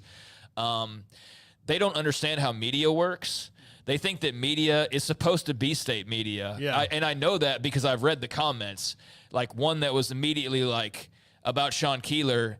And this person actually thinks that Sean Keeler's supposed to write puff pieces about Colorado and only ask softball questions. And I don't know where they got that idea other than from their leader, I suppose, that has now told them that that's the way it's supposed to work the last year and a half. But that's not the way it's supposed to work. You're not supposed to just have a media that covers you, that asks you softball questions and is your lapdog. They're supposed to ask hard questions. They're supposed to cover the good, the bad, and the ugly. And if there's ugly, that's your fault, not the media's fault. Yeah. You don't just cover it up and throw a blanket on it and then blame the media that you did something bad and the media is talking about it. But clearly there's a different idea of that in Boulder, Colorado right now amongst some people. And I won't paint the whole fan base that way, but it's just kind of disturbing to see some of the people, because there's numerous ones that think that that's how media is supposed to operate. And no, that's how Deion, I guess, wants the media to operate, or maybe some people want to operate. That's not how it's supposed to work. So I think that's a bad look for Colorado. And, I don't know. I'm missing the part about Sean Keeler where I'm supposed to be upset about him. I haven't read every article he's ever written. Has he crossed the line? Maybe. I don't know. But I know in our dealings with him, I've got nothing bad to say, and I know, and based on what I've seen, that there's just a really twisted perception of how college football teams are supposed to be covered. Yeah, absolutely. We'll take a break right here. We come back. Scott Docterman explains how Kirk Ferentz got suspended for recruiting Cade McNamara out of the portal. This is 365 Sports.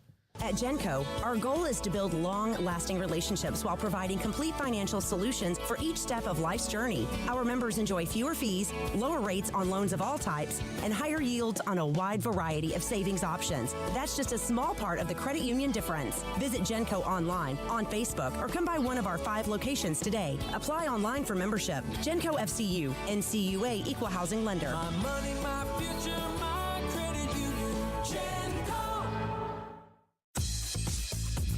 Baylor Scott and White Southwest Sports Medicine and Orthopedics, the team physicians for Baylor Athletics, diagnosing and treating all sports-related injuries, including concussions. These specialists also provide orthopedic services for athletes and non-athletes alike, whether it's knee or shoulder pain, a wrist injury, orthopedic spine care, and even an arthritis and total joint clinic. Trust the doctors Baylor Athletics trust. Baylor Scott and White Southwest Sports Medicine and Orthopedics wants to get you back in the game. Ready to take your business to the next level? Carrion Solutions has got you covered. We deliver world-class IT consulting, including Quest On Demand and Migration Manager, M365 and Exchange migrations, Active Directory assessments, security hardening, and Windows Server upgrades. Our experts specialize in consulting, monitoring, support, and managed IT services. We promise vision, professionalism, and unbeatable value. Satisfaction guaranteed. If you're not happy, we make it right. Remember the name Carrion Solutions. For more info, email sales@carrionsolutions.com or visit carrionsolutions.com. That's CARRION solutions.com. Carrion Solutions IT success guaranteed.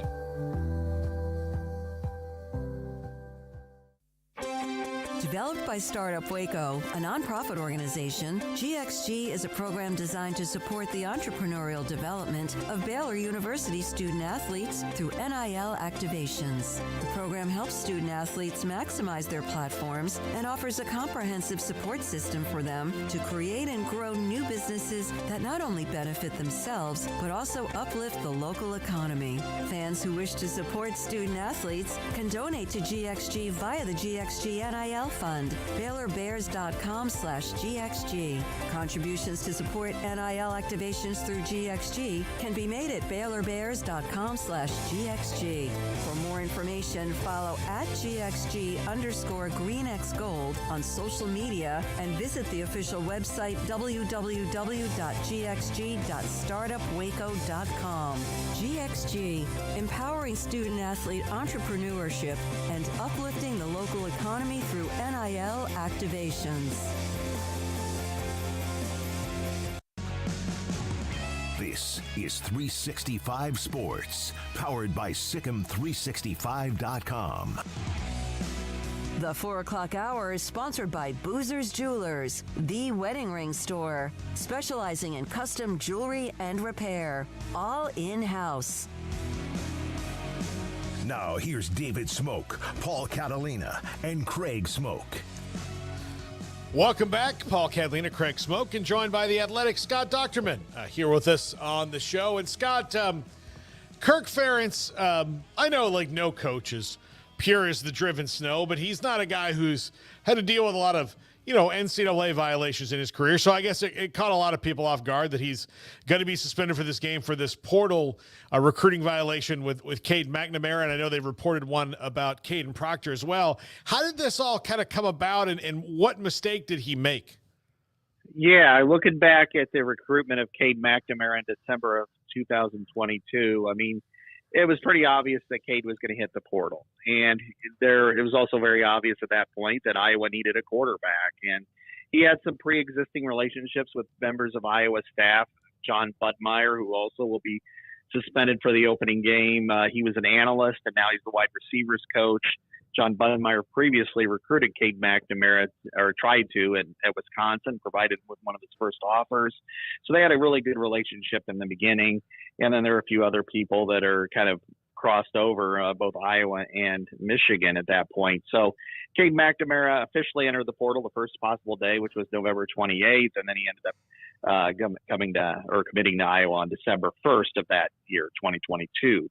The one challenge that they either discussed it with him or talked to him before he actually entered the portal.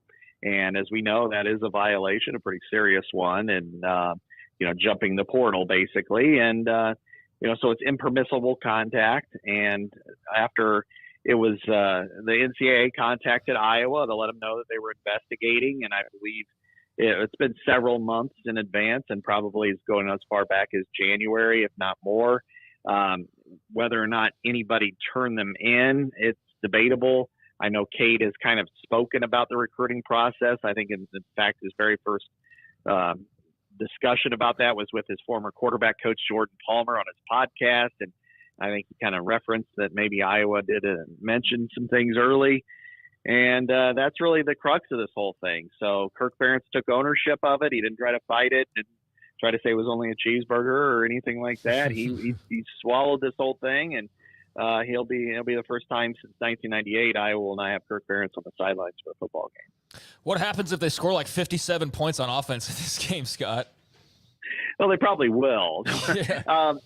They did score 41 in a game last year, and they're playing an FCS team it's a good FCS team, but it's an FCS team nevertheless. So I expect them to score some points, and I'm sure that will be the laughing mention for everybody here locally and also nationally. It's like, yeah, once they got Kirk Ferentz out of there, they're scoring. But obviously, the following week against Iowa State will be the bigger litmus test when it comes to their offense.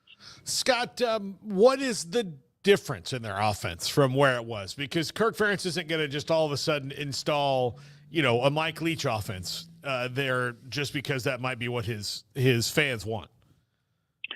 Yeah, it's different. I mean, it's probably more like what you see with the Los Angeles Rams, San Francisco 49ers, a Shanahan style of offense, because it still relies heavily on the running game. It's still physical and zone scheme, but there's just a lot more motion and a lot more movement. And I would say the passing part of it is now, based from where it was, which is like 1970s, to now modern era passing scheme. So that's really the changes. I mean, I imagine that ratio between run pass will be really comparable. They'll probably try to be more in the 50-50 range, but there's a lot more motion in pre-snap. And one of the problems that they faced the last few years has been that kind of almost the outlawing of cut blocking.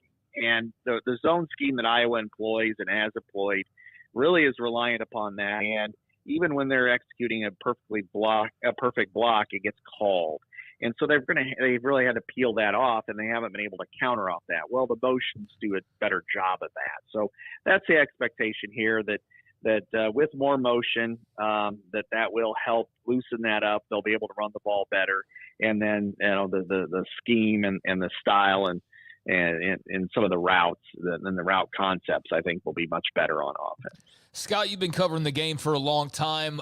There's so much change that's occurred over just the last year alone. What is your excitement level for this brand new era that seemingly is beginning starting tomorrow, really, of the open, expanded playoff era, the NIL out there in the open era? It's a whole different world from even where it was a couple years ago. But it seems exciting to me, at least. Where are your stances? And not to mention, like, Iowa's welcoming in some new teams into the Big Ten. Yeah, I think I am pretty excited for this because, as much as I love the past eras, the bowl games, the pageantry of those and everything, I think right now what we're looking for is a new era regarding the playoff. And it gives more teams more of an opportunity to compete for the real prize late in the season. And yes, you're not going to get that good feeling after a bowl win if you say you make it to the quarterfinals and you lose, but making it into the tournament is going to be the paramount for every program in the country.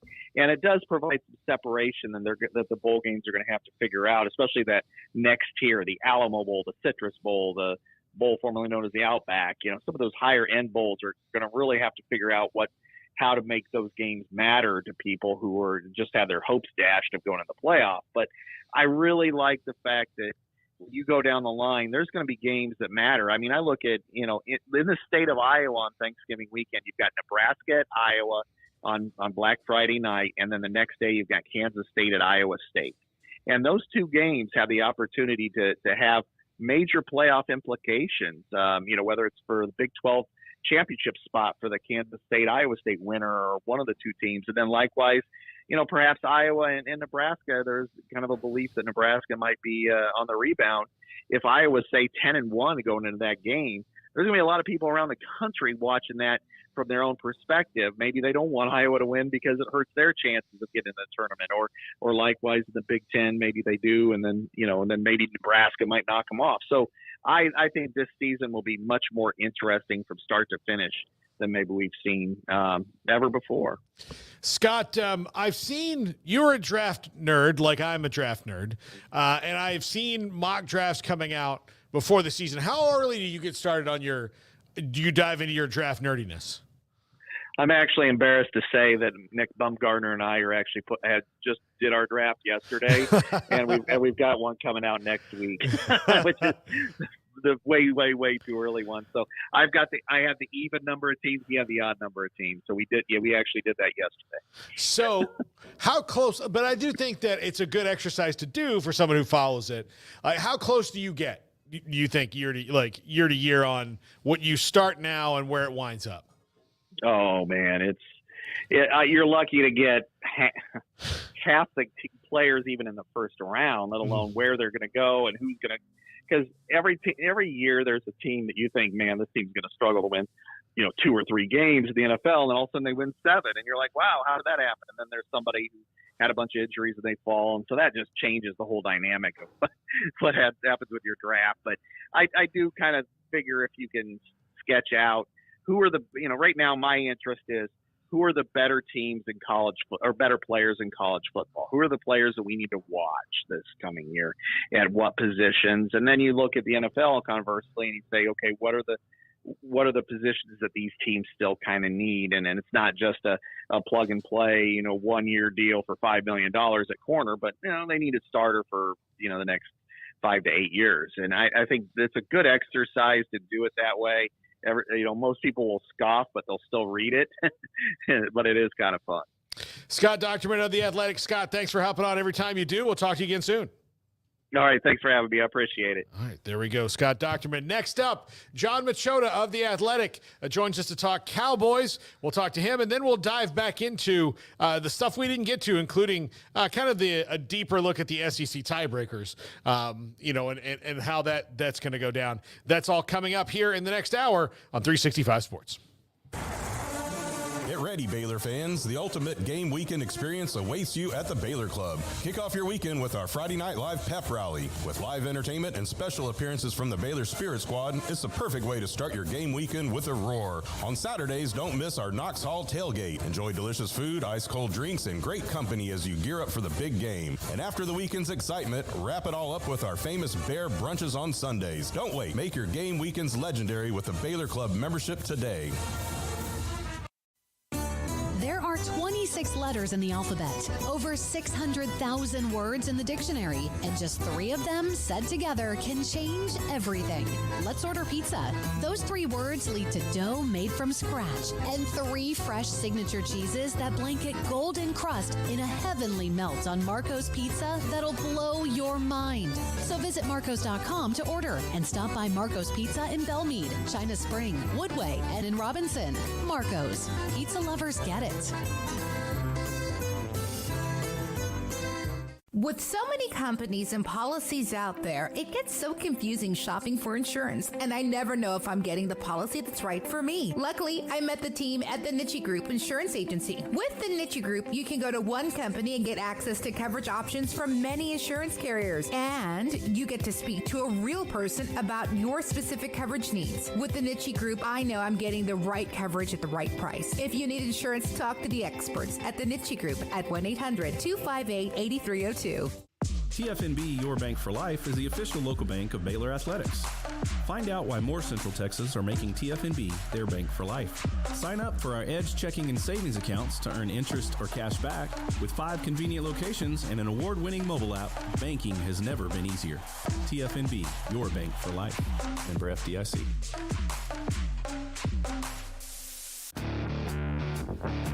This is 365 Sports. The Sikkim 365 app is brought to you by Allen Samuels Dodge Chrysler Jeep Ram Fiat.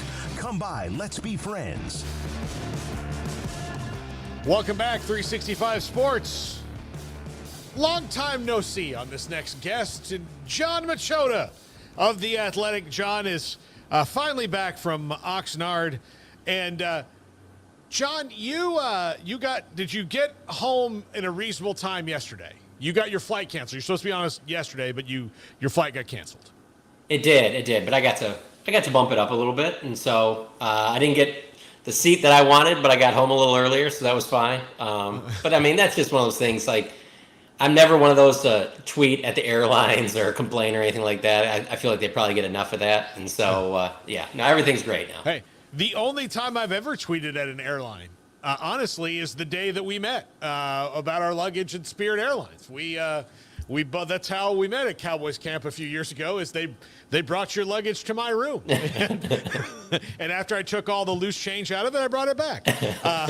But John, this is I've talked to a couple people about camp this year, and they said it had kind of a different, like maybe weird tension around it than normal because you've got the contract situations hanging over everybody's head that, will get resolved, in time, I'm sure. I think people are more curious to if it winds back up, if it winds up or when, as opposed to if it will. But what was your impression of this team as you come out of camp?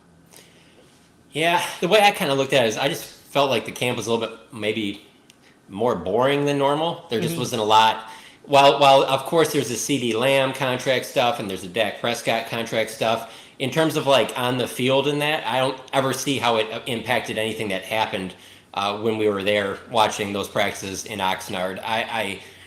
That's like the outside stuff that frankly, when you're a Dak Prescott, I mean, Dak Prescott in probably year 2 was already public relations savvy enough that he could handle these questions, let alone in year 9. So it's not difficult for him to handle that stuff. And CD wasn't there. And so it's not like we were asking him a bunch of questions all the time. Now, Jerry would say some stuff, And obviously CD wants to be there, but none of it changed the way I feel. I still feel the same way I did entering camp, and that's I'll be surprised if Dak Prescott has a new deal by week 1, and I'll be surprised if CD Lamb doesn't have a new contract by week 1.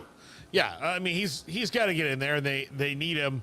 Do you see them making any tweaks at any positions, say running back? Now they brought in some loads at defensive tackle. Linval Joseph in there, and he knows Mike Zimmer's system really well. Clearly, that is a position of concern. Although I especially everything I've read from you, it looks like Mozzie Smith has taken a step forward from last year. But they're concerned about defensive tackle. Could they do that with running back as well?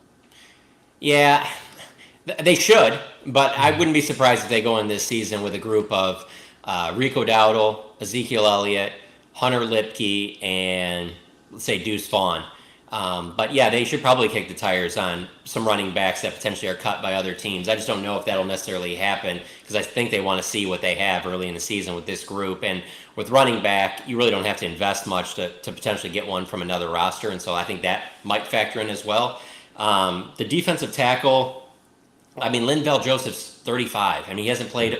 He's played, I think, no more than 8 games these last 2 years. So I don't think you can count on him to be an answer long term there. But with him and Jordan Phillips, you got some bodies that would have been, maybe a little bit more noteworthy if they added them in March or something. But they're doing it late in camp because they wanted to see what they had from their young guys in camp. And Mozzie, I think, has taken a step. I don't know if he's to the point yet where you're like, oh, yeah, he's going to be a really good starter. But he's going to get every opportunity to try and take a step there. But as we entered camp, I think defensive tackle, running back were probably at the top of the list of biggest concerns. And I don't know that we leave camp thinking that you feel that much better about either position. Where is the meter on Trey Lance right now? Very similar to Mozzie Smith, better than what we had seen. I mean, if you go from the beginning of camp to the end of camp, the first preseason game to the second, he has definitely taken steps. But none of which would you say, oh, well, that's their backup quarterback now. He hasn't done enough to take that job from Cooper Rush. And so it certainly looks like it's going to be a roster that has 3 quarterbacks that they're carrying on their 53, which I don't think most teams will be doing that. So Trey Lance, to me, I just put out on The Athletic the top 10 players I'm watching in Saturday's preseason finale, and he's number 1 on the list. I want to see if he takes another step from what he's done from game 1 to game 2 in the preseason, because let's be honest, if he's not the backup, he's not going to get very many meaningful reps in practice during the season. So this could be your last extended period of time to really evaluate him if you're the coaching staff and front office. And so he has taken steps. He has gotten better. I just don't know that he's at the level where you'd say he's overtaken Cooper Rush. With that, do you think the Cowboys maybe had a hope that he might? And then that way it gives them maybe some more flexibility with a roster spot? Because right now they're carrying 3 QBs. Absolutely. I don't think that they're really all that bothered by it. I think what it leads to is that maybe there's a running back or tight end that you don't keep that maybe you would have if you only had 2 quarterbacks. But I don't think it affects the offensive, defensive line, defensive back, linebacker, some of the spots that I think they got some pretty good depth at. I don't think that they're going to go any thinner there just to keep that extra quarterback. I think it'll impact maybe that running back or tight end depth chart there.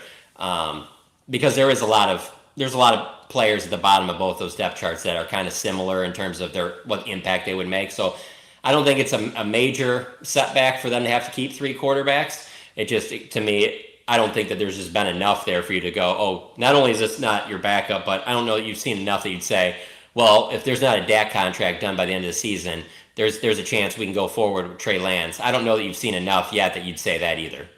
Does Cooper Beebe start week 1? I think he does. He's really been trending in the right direction from the first preseason game on. We didn't see him work. I don't think he worked at all with the ones before that first preseason game. And then he played well in the first preseason game against the Rams. And that's when he started ramping up. You start seeing him work more with the ones.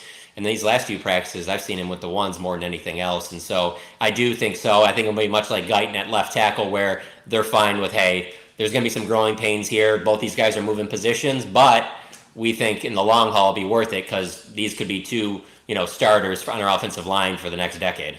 How concerned should fans be, though, about this year and a very young, albeit talented, offensive line outside of Zach Martin? Yeah, I mean, there should be some concerns there, but I would say between Martin and Tyler Smith, you're in a really good spot there on a 2-year 5. And I do think Tyler Guyton, even though he might, have some hiccups early, I think ultimately by the end of the season, you'll look at Tyler Guyton as a really good left tackle. And so, but that's just how it is. There's going to be some growing pains there. There's many years there where you would say the Cowboys had the best offensive line in football, when they had Frederick and Martin and Tyron Smith all in their primes. And it's not like that got them to the NFC Championship game. So, or further. So this is kind of, they've hit that spot where they were in 2011, where all of a sudden, they got to remake the offensive line. The one positive, though, is negative as anybody wants to be with anything about the Dallas Cowboys. The one thing you got to give them the benefit of the doubt for sure is that they seem to know how to draft offensive linemen, particularly high in the draft. Yeah, absolutely. They've done that very well. John, does this year feel potentially transitional in any way to you at all? Like this is them like having to deal with the salary cap issues that they have and they've created, and then probably again next year because no matter what, they're got a dead money charge on Dak and his contract and all that. Do you see this as like a quiet transitional period because they're not going to be able to, flex the roster too much? It's quiet as of today, quiet transitional for sure. But it'll get louder as the season goes on, particularly if things aren't going in a good direction. And I say that because when I look at NFL teams, I think the three most important people are probably your owner, your head coach, and your quarterback. The owner's not going anywhere in Dallas, but we're approaching a season where this could be potentially a season that at the end of it, you're looking at a new head coach and a new quarterback. And if that's the case, no matter what the rest of the 53 looks like, that's significant change in the NFL. And so, yeah, that is a possibility. Do you get closer to Dak testing the waters as each passing day goes by, or is that one of those things that – something would have to go really wrong for the Cowboys not to work that out?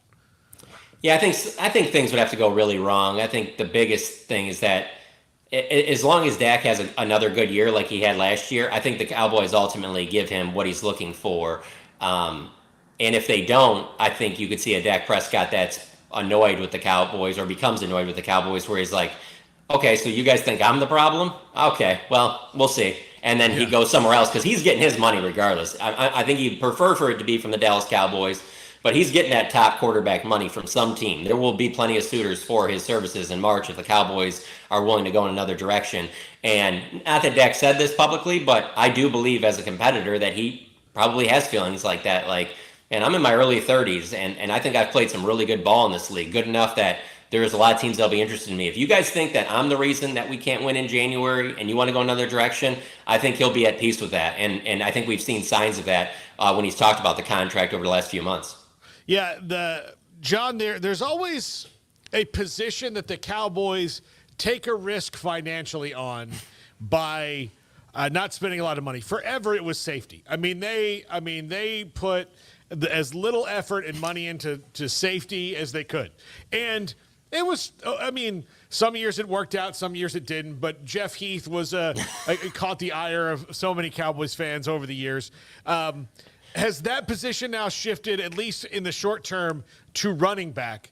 Because it seems like there's this position that they have to cheap out on for one reason or the other, and that's the thing that ultimately undoes them. And it feels to me like running back might be that. Yeah, it is running back for sure, and it has taken that spot. I do feel a little bit bad for Jeff because he is the guy that, like, as soon as you said it, it's the first name I think of too, where he's a good player, but I don't think anybody was looking at him as being, somebody that was going to be a cornerstone for a decade at safety. But and I thought he was a good player. But anyway, I digress. It's funny because it has transitioned to running back, no question, to the point where I get kind of annoyed by fans that say, and other media members too that I've argued with about the whole, well, if they don't trade that 4th-round pick for Trey Lance, they take their running back there. How do you know that? No. We're not. They have 2 drafts where they've shown you with multiple picks in all these drafts that they have not had kick the tires on any running backs. Why would you think that all of a sudden that 4th-round pick just fits so nicely they would have taken one there? There's a chance they would have, but what have they shown you the last 2 years that say that 100% would have been a running back there? You don't know that. They've devalued it to the level now that you have to be open to the possibility that they have devalued it more than any other team in the league, much like they did with safety a ways back. But what's interesting about that is even when they were kind of devalued at safety, number 2 on that list for me during that era was probably defensive tackle, and defensive tackle is still there. I mean, defensive tackle is one of those that's in that mix too, where you're just like, they've obviously swung high, first round pick on Mozzie Smith, but they have not put the resources there that you've probably needed to for a position that, is probably one of the top 4 or 5 most important in the game. Well, look, the Chiefs keep winning Super Bowls, and not just because of Patrick Mahomes, because Chris Jones is there. Aaron Donald helped the Rams win a Super Bowl. I don't know what more evidence you need, in the modern NFL. I mean, when they won their Super Bowls, they had badass defensive tackles. So it's not like they've always gotten by with that. I think they maybe look at a guy like Leon Lett, who was a later round pick, and go, well, we can get those guys. Well, maybe swing big one time. Yeah, I kind of wonder too if the having a Micah Parsons and knowing you're going to tie up a bunch of money there, and DeMarcus Ware has made them be like, all right, well, we're going to have a lot of money tied up in this edge rusher. Let's go a little bit less on the rest of the defensive line. Our coaches, whether it be Rod Marinelli, Dan Quinn, they're going to find some guys they can rotate in. We'll go 4 deep there, and we're not going to have anybody close to a Donald or Jones or even a Jay Ratliff. And we're going to get it done that way, and it just hasn't happened. They just have not had that game changer in there. Also, Diggy Zua is a good defensive tackle, but I don't know that you'd put him on the level with those all-pro game-changing type guys. Maybe he gets there. Yeah. All right, John, before we let you go, an important question. What's happening tomorrow morning at 11 o'clock? What are we going to see? I think we're going to see a Florida State team that isn't as powerful offensively as they've been, at least last year. But I think they're going to be a really good team. I think you're going to see a playoff team out there that it's going to be probably closer than I want the game to be, but I think ultimately the Noles win. Yeah, it's going to be weird to all of a sudden love DJ Uiagalelei unconditionally. I have to get to that point, but I'm already almost there. So I'll tell you right now, between him and God, who else is up there on the name pronunciation ones that have been tough? Noah Igbenogany. That's probably been the toughest from covering the Cowboys. But for college, just because DJ's been a guy that we've known since he was a 5-star coming out of for high school. We knew he was going to Clemson. So Uiagalelei, I still think I mess it up, but hey, he's our guy now. That's right. That's right. John Machota of The Athletic. John, I'll talk to you soon, buddy. All right, take it easy. Johnny Matches, John Machota of The Athletic there, getting a little Cowboys change up in there, and he just got back from Oxnard, a place that Craig and I wish we would have been this year. Yeah, I mean, I wish I could have seen the sites, not so much the Cowboys practices. Based on the sounds of it, that was a little bit different and not as great as usual. But no, I always love going out there, and I love that part of the country and that whole little area north of LA. I don't know if it's underrated or overrated. I have no idea. I just don't hear about Oxnard, Ventura all that much, but I love it. I could easily live there. I mean, look. Now, granted, I say that, and my only experience is a week at a time. So I'm not sitting there and I'm not dealing with the everyday, nonsense or politics or whatever that is stuff that disrupts people. Yeah. So maybe I'd move out there and not enjoy it as much as I think, but just based on a little cup of tea here and there, I love that area. And even if training camp practices weren't all that great, I would gladly go spend a couple of weeks there and kill some time for sure. Yeah, absolutely. So, yeah, it's just great. But, we'll figure out a way to get back there one day. One day. And you know what? I'm glad to sprinkle in a little NFL from time to time. I mean, the college guys go to the NFL eventually, a good number of them. And it's just nice to throw a little change up in here every once in a while, and we've got our Cowboys channel. So, yeah, good to hear from John. It's been a while, and good to hear from Mickey a couple of times here recently. It's been a while. I'm glad they're going to, have some change-ups in store for us, a couple times a week throughout football season. Yeah, absolutely. So, yeah, I'm excited. I think I respect people who can do a podcast about one thing every single day, all day, every year. That's very hard to do. We also do 3 hours a day, so ours is a little bit different. It depends on how long that podcast is. But even still, if you have to do 30 minutes to an hour a day on the same exact thing every day, to me, even that would get kind of all right, well, this is the off season the deadest part of the offseason. But I guess, man, yeah. I think 30 minutes is pretty simple. I mean, in light of that's like a sixth of this show, so I think I think I could swing 30 minutes. But I get where you're saying. Yeah, I'm sure that has times where it's difficult to do. So you come up with something, or maybe something falls in your lap to help that year round. But yeah, John does a great job of finding a way to do that with the Cowboys all year long, every single day. That's what he covers, and he does it really, really well. Yeah, absolutely. When we come back, we'll jump back into the smokestack and get to what we didn't get to. This is 365 Sports. Baylor alumni are more than 160,000 strong. When we all join hands to support our university, we don't just move the needle, we move mountains. Working together, we create life-changing opportunities for students on the field, in the classroom, in the laboratory, and in life for generations to come. So get connected, get involved. Learn how at baylor.edu/alumni.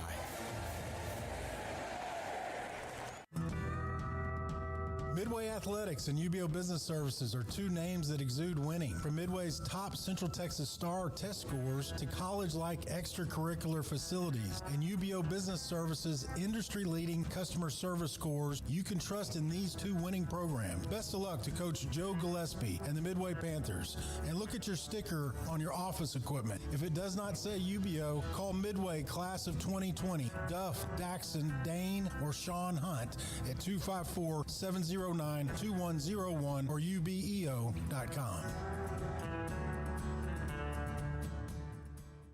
Our good friend Brad Boozer, Boozer's Jewelers here at 365 Sports. Now, Brad, people who watch and listen to our show know I'm a double-time customer for you, engagement ring and wedding band, and you guys do that great, but that's not all you do at Boozer's Jewelers. Absolutely. And I always like to say, it's a new year. It's a great way to start the year out.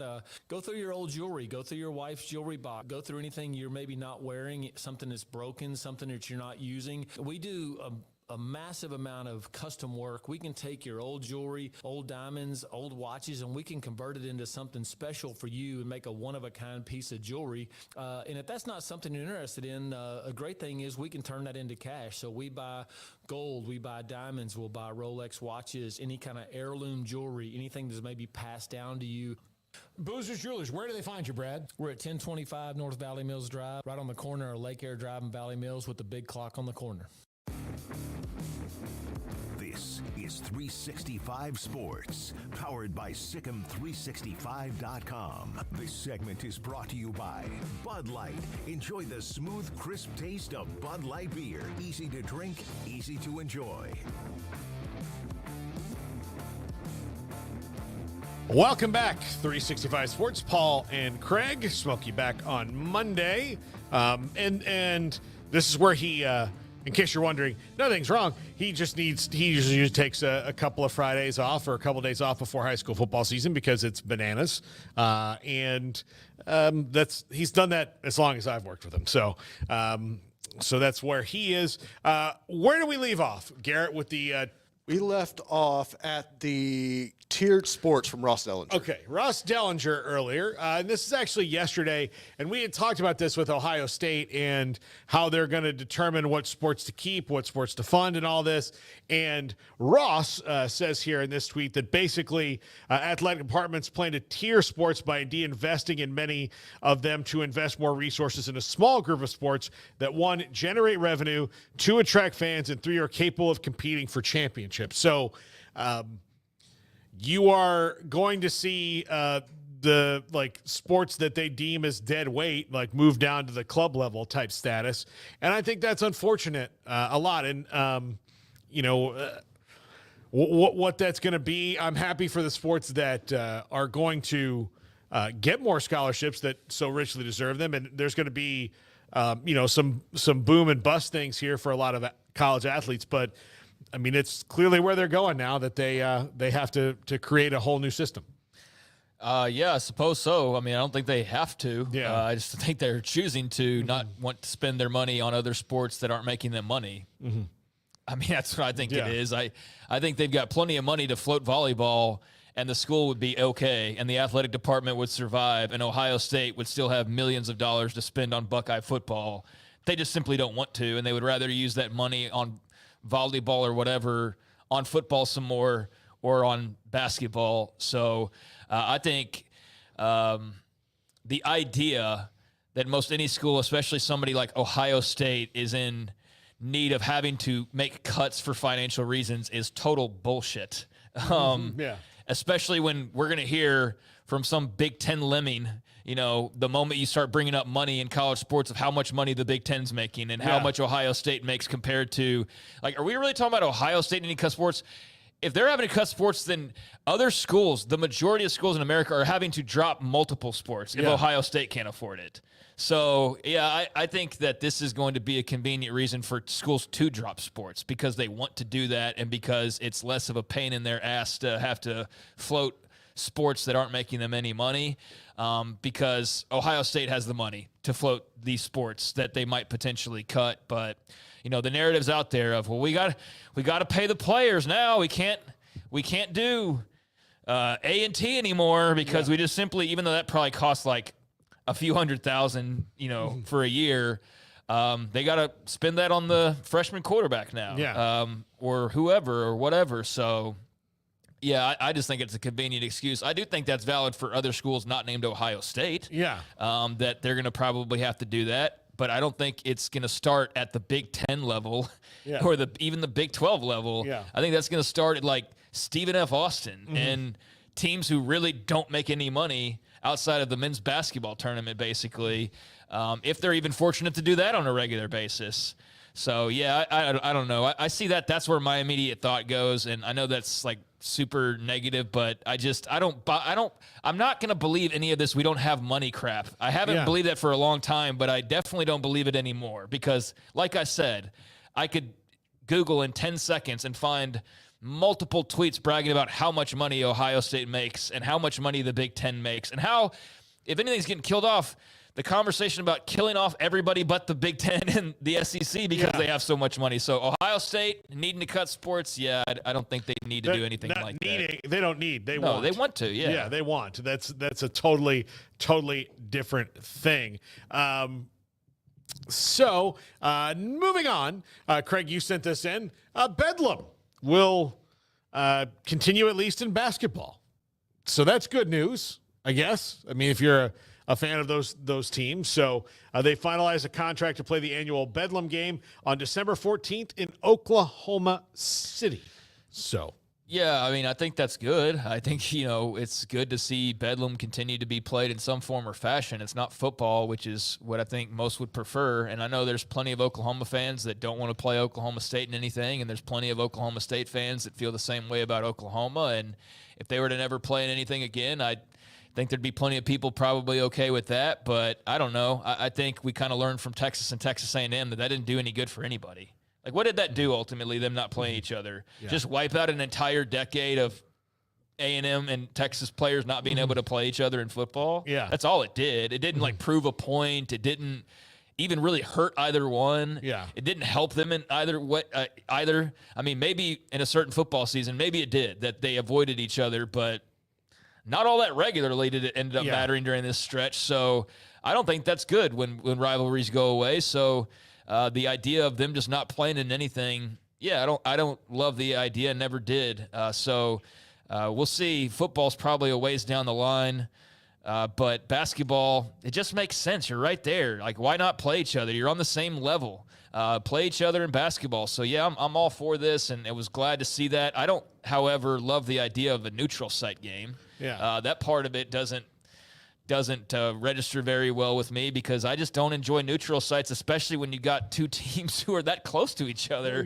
I get Oklahoma City's like right there in the middle. I mean, that makes sense, but I don't know. I feel like a home and away would have been the best route here and really would have made for some heated crowds, but I'm sure this will be plenty heated and we'll get to see it this year. And I'm glad they're doing something rather than nothing. Yeah, absolutely. Brett McMurphy tweeted this out. This is the P4 opponents by conference on average, and the Big 12 has the most throughout their schedule at 10.25, the Big Ten at 10, ACC at 9.59, SEC at 9.25, and then it drops off as you get down into the other conferences. But I think part of this is due in large part to the way that the Big 12 has set up their schedule, but also that several of them have to play non-conference games against teams that are in their conference, like Baylor and Utah and Arizona and Kansas State. So that ups the average a little bit more. And the fact that they're, the scheduling is less dependent on FCS teams like the SEC is a little bit. And the SEC, is determined to play less conference games until ESPN makes them play more. So kind of an interesting number here on the Big 12. And it's going to show, probably out in the fact that we have no idea how the season's going to go, and it's going to be chaotic. Yeah, I don't know like how much of a difference there really is between 9.59 and 10.25. Yeah. That's not even a full point, so that's one game basically. And I think, like you said, it got probably aided by the fact that actual conference mates are playing in non-conference games because of the way the schedule worked out, as you pointed out there with Baylor and Utah, and what was the other one? K-State, Arizona, and so, yeah, I think those probably help push that a little higher. But, hey, if that's just on the up and up, that's just clear black and white what it is. The Big 12's playing the most power opponents, per league, then that's cool. But, yeah, I just don't know how much of a difference there is between 10.25 and 9.59. Like, that's a game, right? Like, that's one single game. But, hey, that one game could determine whether or not you're in the playoffs. So, I think you combine that with the fact that Big 12 doesn't have basically a bye week late in the season, and they play 9 conference games. You should be given a little bit of credit for that. So that's cool to see them on top of that stat, but I don't know, what that means in the long run, 10.25 versus, 10.0. Yeah. That's true. From the Action Network, Craig, I texted you this graphic earlier so you could see it because there's kind of a lot on it. But these are some of the bets that their experts are, going through this year. And if you notice, there's Arizona's on here. Actually, they're on here twice. I don't know what happened with this logo in the middle on this deal. But Miami over 9 wins. That's a bet people are that Thomas Schlarp is making. Virginia Tech over 8.5, Arizona over 7.5, Nebraska over 7.5. Like some of the interesting bets. Brett Pund here at the bottom has Florida under 2.5 SEC wins, which would track with given their schedule. So that means that they would beat, probably Mississippi State will be favored, and then one other rando on that schedule. So thoughts on this list? Anything jump out at you that you wouldn't make that bet? I'm not a gambler. Yeah, I'm not. I don't look at things that way when I see stuff like this the way that people who do gamble do. So, under 2.5 wins for Florida is interesting. Just in the SEC or in the SEC. Yeah.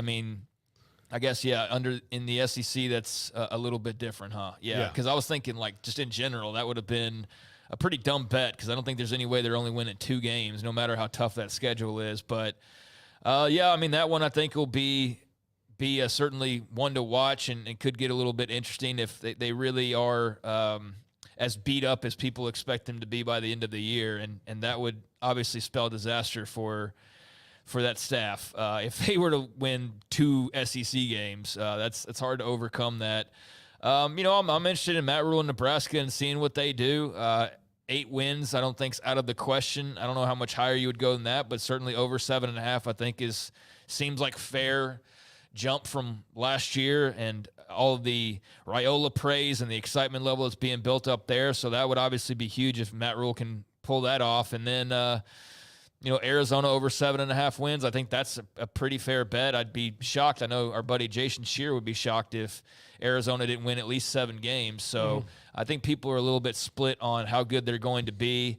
I think some of that's just, not having very much familiarity with Arizona for a lot of Big 12 folks. But, I'd expect they'll go over 7.5. But if they don't, then that would be just would be interesting personally because I know that people are torn on them. Yeah, absolutely. All right, the Big 12. Jason Shear also mentioned something about the Yukon thing. If you want to roll back to that at some point in time. Yeah, let's get through the stack here, and then that way I can feel like we've accomplished what we set out to. Big 12 returning wide receivers in terms of production.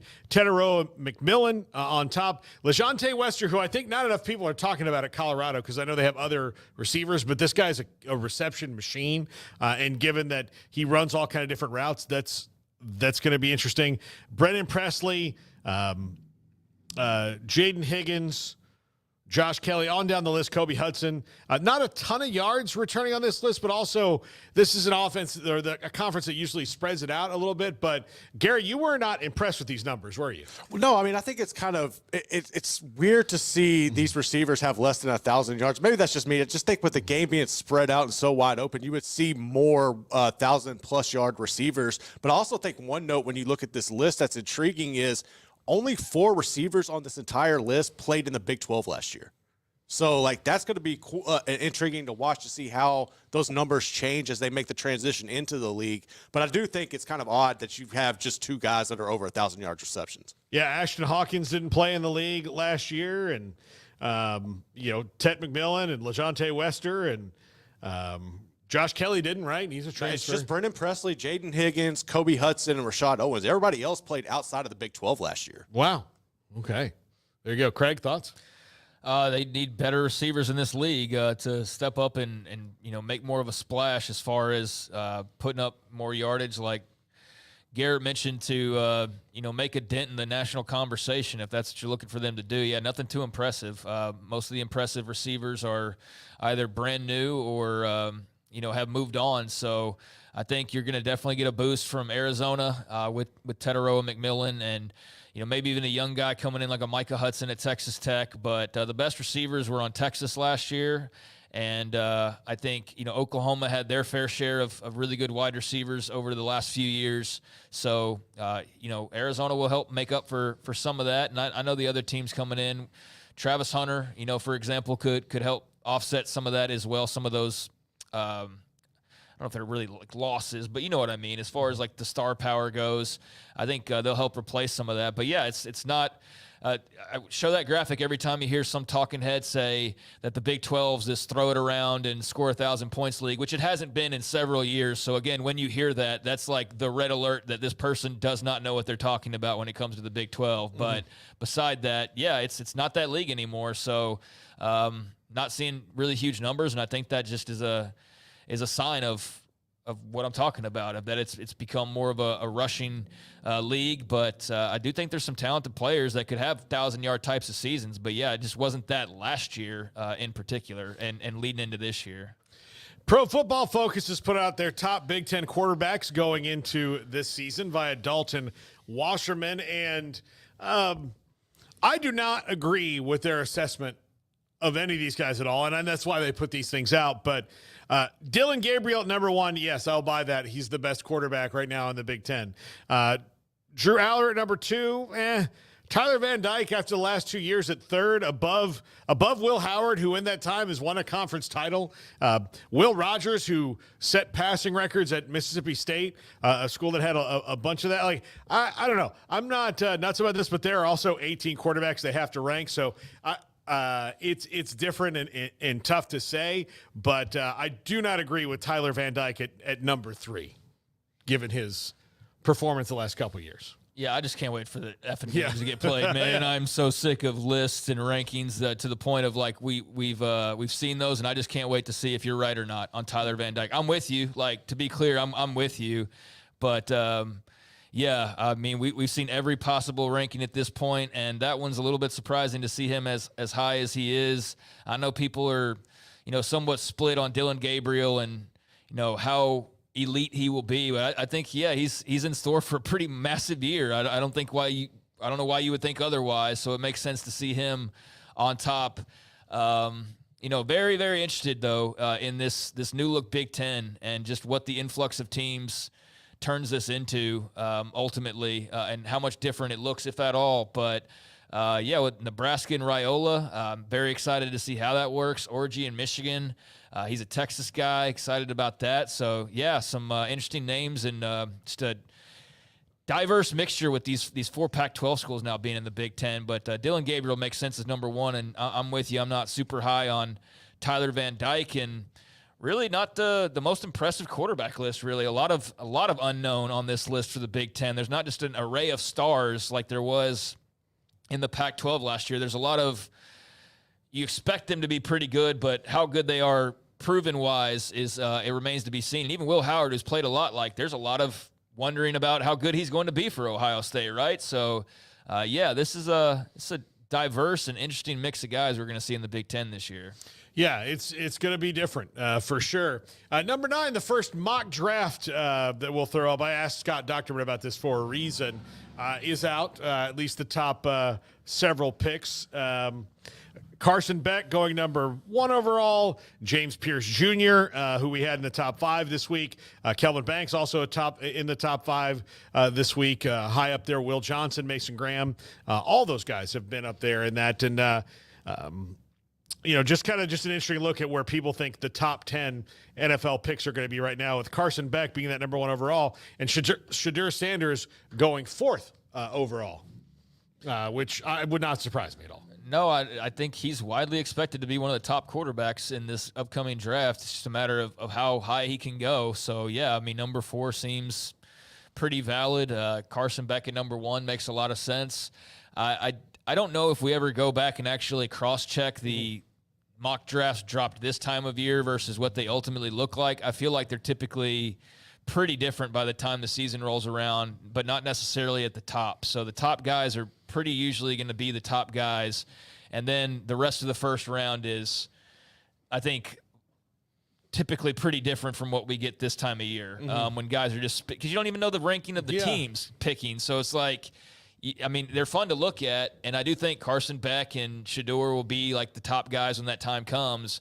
But anything beyond like those first few picks, I think it's a total crapshoot because you don't even know who's going to be needing somebody at that spot. But it does give you a good idea early on of just who the big names are. But I also think there's a little bit of a bias as well, at least early on, for some of the same schools from the same leagues. And that is going to be more of what it turns into with the transfer portal now. So it's going to be more like that than ever. But you don't get a lot of the smaller school love. And inevitably some guys will emerge this year that we're not talking about. And we'll change this up a little bit. But, yeah, I mean, those are the top quarterbacks. So they're going to be the smart picks to have at the top of the draft next year since that's the way it works. But Shadur, I could see – maybe even sneaking up to 2 or 3, depending on how the tea leaves fall. Well, look, if the Giants are going to draft a quarterbback next year, you would think. So, I mean, but where are they picking, though? Yeah, exactly. You know what I mean? Like, it's like right now we say, well, they're going to have a top pick. Are they? Yeah. Like, I mean, they probably will, but do we know that? They could be picking at like 8. Yeah. For all we know. They but could be it's fun just to look good at. enough to screw themselves. Yeah, I mean, they could be. Like, that's the thing is we don't know. But, yeah, it's fun to look at, and if they need a quarterback, I think they're going to have plenty of options if they're at 1 or if they're at 8. But, yeah, there's some wild cards that you can't plan for that make this better of a more general kind of look in right now than anything exact science-wise, I guess is what I'm getting at. All right, Garrett, we'll skip the McAfee thing and we'll go to the SEC tiebreakers because we haven't really gotten into detail with that. So here are the tiebreakers. Head-to-head competition between the tied teams. Record versus all common conference opponents among the tied teams. Record against the highest, best-placed common opponent in the conference standing and proceeding through the standings among the tied teams. Cumulative conference winning percentage of all conference opponents among the tied teams. That's the 4th tiebreaker. The 5th, capped relative scoring margin versus all conference opponents among the tied teams. Formula will include a cap of 42 points scored on offense and 48 allowed on defense. And F, a random draw at the end. If they get all the way through their tiebreakers and all that is the same. So I've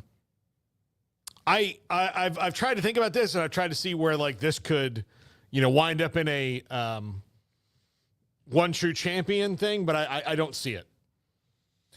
Yeah, I don't know. I mean, you've looked at it more than I have in terms of wanting to roll around and bring it up. So I don't know. I thought maybe there's something controversial to it, but No. I don't know. It seems pretty clear, and they've got like 6 categories to check this off. So I don't know, man. I think probably more what happened is people saw the Big 12 last year, and if anything, tightened up their rules. And I think the SEC is pretty smart. And so, I like anything with math and like determining, I'm not good at. So don't ever look to me for that. So I would be the last person on earth to try and deduct from what we read here of whether or not there's the possibility for a tie, because my brain just doesn't operate very well.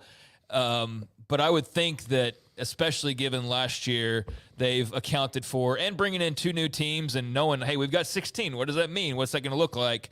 I would think that they probably have done their best to avoid that. And then, they have, because at the very end, like random draw of teams. I mean, you get to a point where it's like, I knew we talked about this yesterday because it was the whole picking the thing out of the hat deal. It was might as well have that as the last rule, because if you're through point A, B, C, D, E, and you still don't have a champion or a participant determined, then pick a name out of a damn hat, or shoot buckets for it, or closest to the hole wins, or whatever. You gotta determine it somehow. So if all that doesn't work, head-to-head record, common opponents, conference percentage, winning percentage, then just go out on the 18th green, and whoever gets closest to the hole gets a spot in the championship game, I think is about where you end up. And ultimately you just have to say, we got to do something random to go ahead and pick teams here if it gets all the way down to F. But again, not a numbers guy, but I would think the percentage is very, very low of them running into anything too crazy, given the amount of time they've had to prepare this and get ready for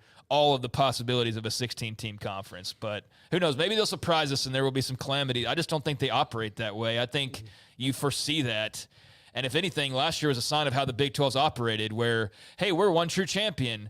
We're less than a year into that whole slogan that we paid millions of dollars to plaster and put on commercials, and we can't even abide by that. Yeah. And then last year, making it up as we go, basically, in some ways. We're down to the last 2 weeks. And oh, my God. Hopefully Oklahoma doesn't win, because otherwise, this is all screwed up. And, that. And so I just give the SEC the benefit of the doubt. The Big 12 was run that way for a long time, where, they did have dumb stuff like that happen. But I'll assume the Southeastern Conference has avoided any of those potholes, because I don't know how else. I mean, what else is there to eliminate at some point? I mean, once you get past E, what else could you even separate these teams other than a random draw? At that point, you've compared everything.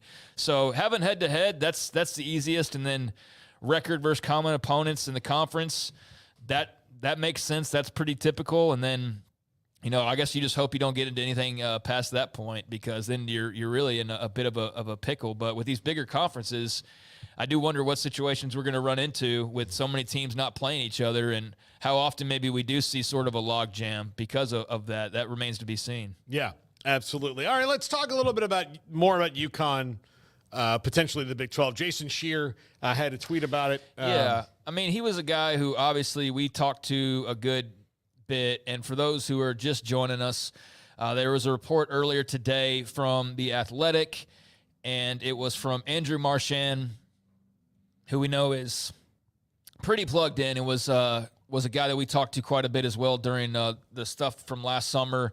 Justin Williams, who we talked to quite a bit, he was also part of this, but the report was that Brett Yormark has renewed his pursuit of Yukon. League officials will meet next week, where it will be reintroduced, that issue of bringing in Yukon for discussion and further discussion, according to multiple administrators and broadcasting sources from the Big 12. So I think that's interesting to see broadcasting sources mentioned here. And it gets into some of the history of this pursuit going back to last year. It gets into how he said this time a year ago that they were no longer talking. Of course, that's when they brought in the 4 Pac-12 schools. It says also that it's unclear whether there's support among the Big 12 presidents, and whether or not perhaps the support has increased since they last visited this. So that's undetermined at this point in time. But if they were to vote Yukon in, it would take 12 of 16 member presidents to vote, which is the supermajority, 12 of 16. So that would get Yukon in. Anything less than that would not get them in. They're not commenting. The Big 12's not commenting. I'm pretty sure the Big 12 and or Yukon put this story out. So I don't think them not commenting really matters at all, because I'm pretty sure that they're the ones leaking this to begin with. But it goes over. Yormark's been wanting this. We all know he's been wanting this for a long time. Our buddy Josh is dead on. This is an NYC play by Yormark. I'm not going to say selfishly. entirely, but I do think it's somewhat like a, and I don't mean selfish in a negative way, but like I do think this is like a selfish pursuit of he wants New York City, he wants basketball, and this is why he's been constant on this throughout the last year plus. The interesting part of all of this, I guess, when it comes to like, well, when, how, if, or whatever, is that it would start, I guess, next year if this were to work through, and then that would be for all schools. Next year, all sports would start up with the exception of football, which would not begin Yukon football in the Big 12 until the TV contract comes up again, which is 2031, right? Mm-hmm. So that's when Yukon football would be introduced. I think one of the things that I saw was that they had to probably make some promises as far as their investment in football to probably reassure people who might be a little bit hesitant about that. But Jason Scheer, that part you brought up, he said that the Yukon Big 12 conversations are probably further ahead than they have ever been before. Doesn't mean it will happen, but it's further down the road than it has been. So if you trust Jason, which we do, then he's just adding a little bit more gas to the fact that it's down the road further than it ever has been. Now, that could be right around the corner. Yeah. That could be like 5 blocks from here. We don't know, but it's definitely got more momentum than it's had at any other time. I never took it off the table. Like, I never thought UConn was off the table. That's all I thought it was going to be out there, but they had to get through what was more valuable to them in 4 teams that can historically win football games. Yeah. And then that was more important. That was more important. Had that not happened last year, had the Pac-12, found a way to stay together, then I do think that we were probably been talking about this 6 months ago. Yeah, but it was coming out because I think that was pressure being applied of like, hey, if you're one of those Pac schools that's dangling on the vine right now, like, make up your mind. If not, we're pivoting. That's what that reeked of to me. So like when that came out, I believe that there was legitimate interest. And why? Because of Brett Yormark and his interests in New York City and basketball and UConn and the Northeast and all that. So for that reason, I always believe, like there's definitely some level of interest, at least on his part. And beyond that, I mean, I don't know. But it was pretty clear to me that this time last summer of like, that's a little bit of a pressure thing, putting that out there. And that's definitely option 2, not option number 1. Option number 1 was always bringing in those football schools. But there was something to it. It just didn't feel like that was the move they were really trying to make at that time.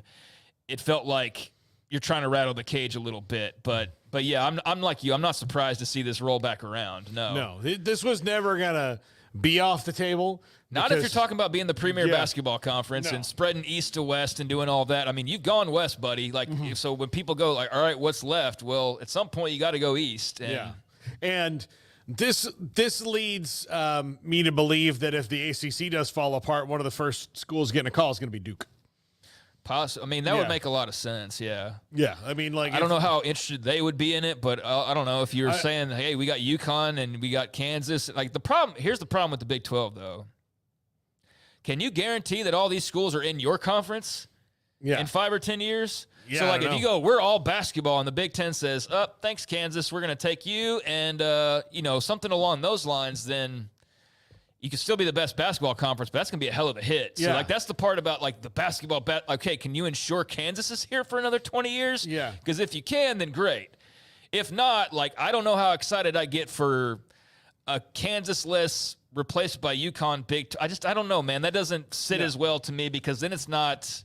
You know, like there's a lot of Kansas fans that will tell you that they want to go to the Big Ten. Sure. But I think if you ask like the real dyed-in-the-wool basketball fans there, like the real dyed-in-the-wool basketball fans, they're like, no, this is our league basketball-wise. Why would we leave that? Right. Like, why? Like, this is money. Yeah. That's the answer to everything. But again, like, if you ask Bill Self, he's like, what do you mean? I've won this league like 19 times. Like, why am I going to leave that? Well, I think if the Big Ten teams suddenly have $50 million to spend that you don't have, that's where all that starts to come back into play. And that's where that's the answer to everything, Paul. Yeah. Why would this team leave here? Money. More money. Yeah. But they're dominating. More money. Okay.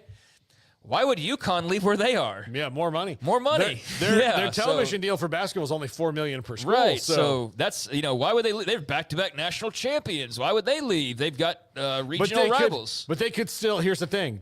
They could still win the national championship and lose 4 more games during the year in the Big 12 and still wind up doing well in the tournament because of the way the format's set up. Yeah. Like it doesn't, right. Moving in here doesn't change any of that. No, I mean, it does take away some of your regionality, and it takes away being in a basketball conference, and it takes away being the big dog with no competition, like that's really all that close to you historically.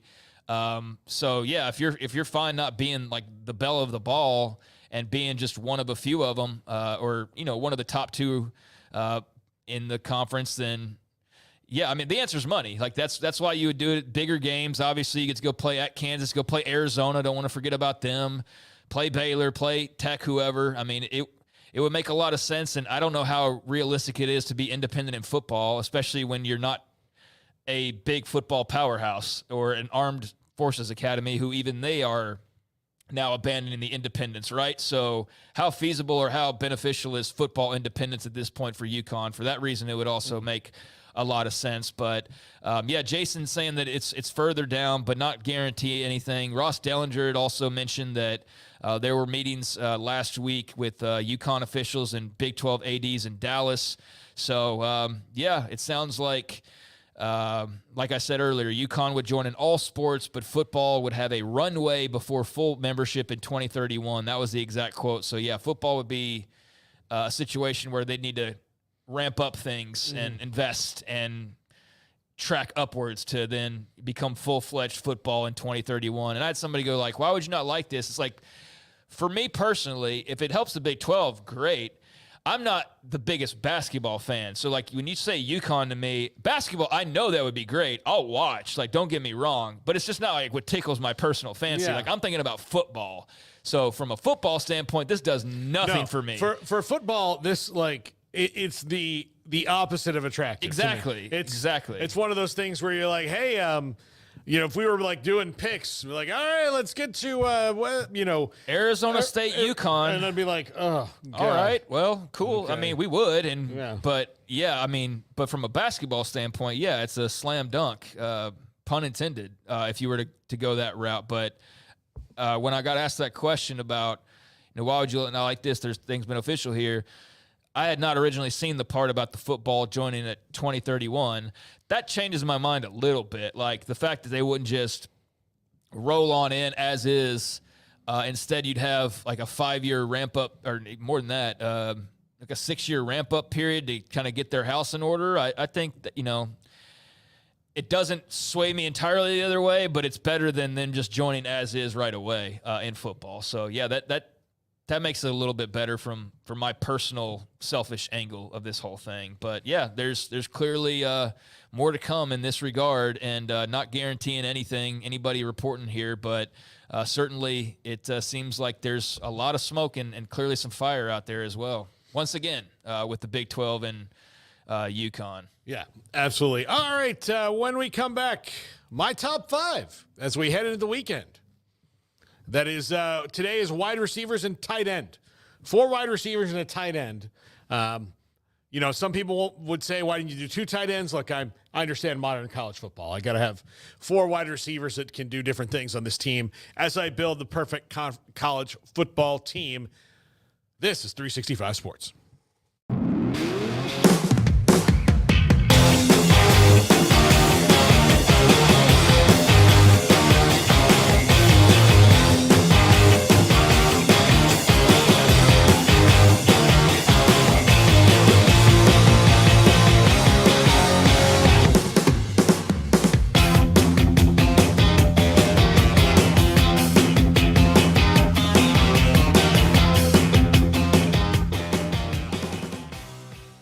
If your business is like most, you need things done quickly. But if you're still tying your critical applications together on multiple shared public networks, you've probably been feeling the slowdown. And that's no good for business. A private UPN fiber network can get you and your business moving at the speed of light. Whatever you need, we can build it. Internet, Metro Ethernet, Waves, dark fiber. We deliver custom private networks and are focused on business customers only. Our next generation 100% fiber optic infrastructure offers you low latency and ultra scalable bandwidth with speeds up to 100 gigabit to run your critical applications. Your connection won't be limiting your performance anymore. It's diverse and scalable. so it can grow and change as your business grows and changes. And with a secure carrier-grade private network, you'll have all the reliability you need. Contact UPN today to learn more. Fast just got faster.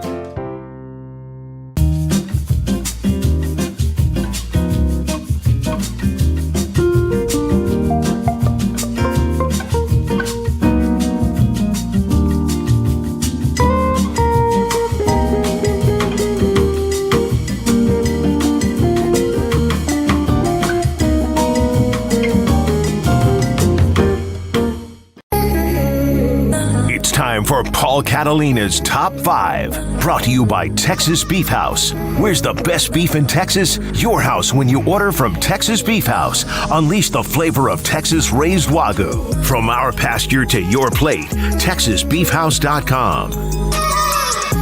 Welcome back. This is 365 Sports, and as you know, Paul Catalina's Top 5 wraps up the show every single day that I am here, and we are continuing our perfect college football team, brought to you by Texas Beef House. Use promo code 365 Sports for 10% off of your order. Today, tight end and wide receivers. We have 4 wide receivers and a tight end. I know that for an old school guy like me who likes running the ball, you're surprised that I went to the spread. Well, I'm just dealing with the reality of the situation that I'm dealt with. I'm not trying to live in the past. Otherwise, maybe one day I'll build a perfect wishbone team again, or power I, and we can go back to that. But we get into the skill positions. My tight end, not Colson Loveland from Michigan, who's very good. Certainly considered on the list, but Brant Kuithe at Utah. Brant Kuithe would probably already be in the NFL had he not missed all of last year with an injury.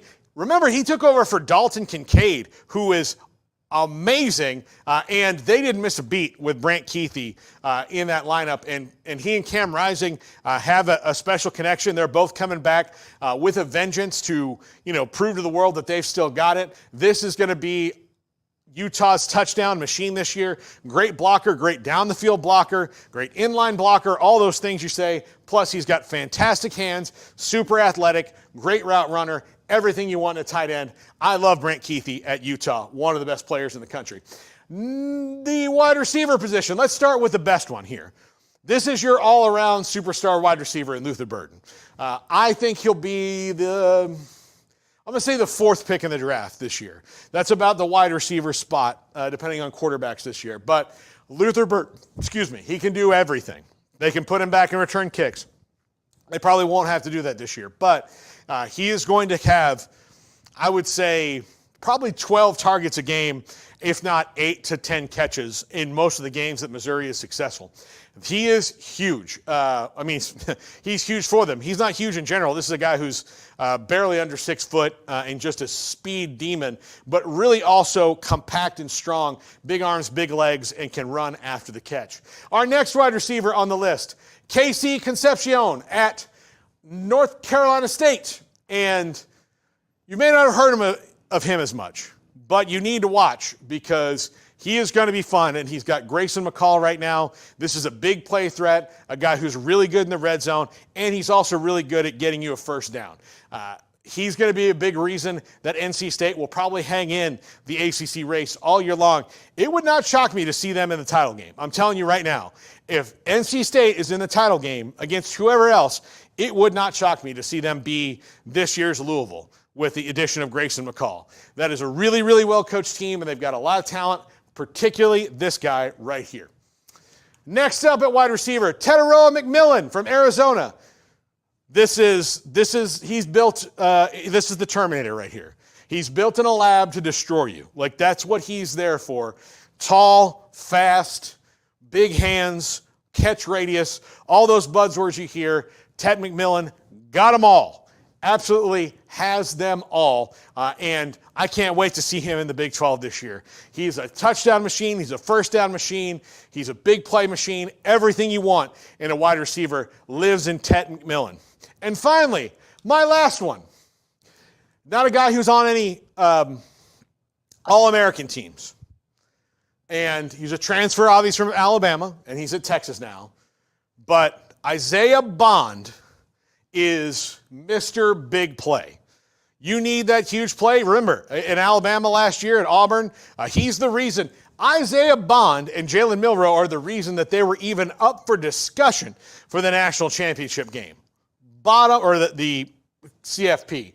Because of that, Isaiah Bond making that huge catch against Auburn as time expired on a 4th and 500, they're not in there. And if you watched Alabama last year, this is a big play guy who has not even really hit his stride yet. Quinn Ewers is going to love having him, and every team needs an Isaiah Bond type if you're going to really be a contender, where when all is lost and you are needing a big play, you know that he's up for it. He has got it, and Isaiah Bond, or as Brad Nessler only calls him, Isaiah Bond! Like, that's what he says every time. Sorry about the yelling, but Isaiah Bond at Texas. That's going to wrap it up. Monday, we're going to do quarterback, running back, fullback. Yeah, I'm doing it. And an all-purpose player, and I bet you can't guess who that's going to be. That's going to do it for this top 5, and it's going to do it for this week of 365 Sports. Thanks to everybody who was a part of the show all week long. We hope you enjoy week 0. For Craig, for Smokey, for Garrett, for everybody, goodbye, good night, and go freaking Noles. This is 365 Sports.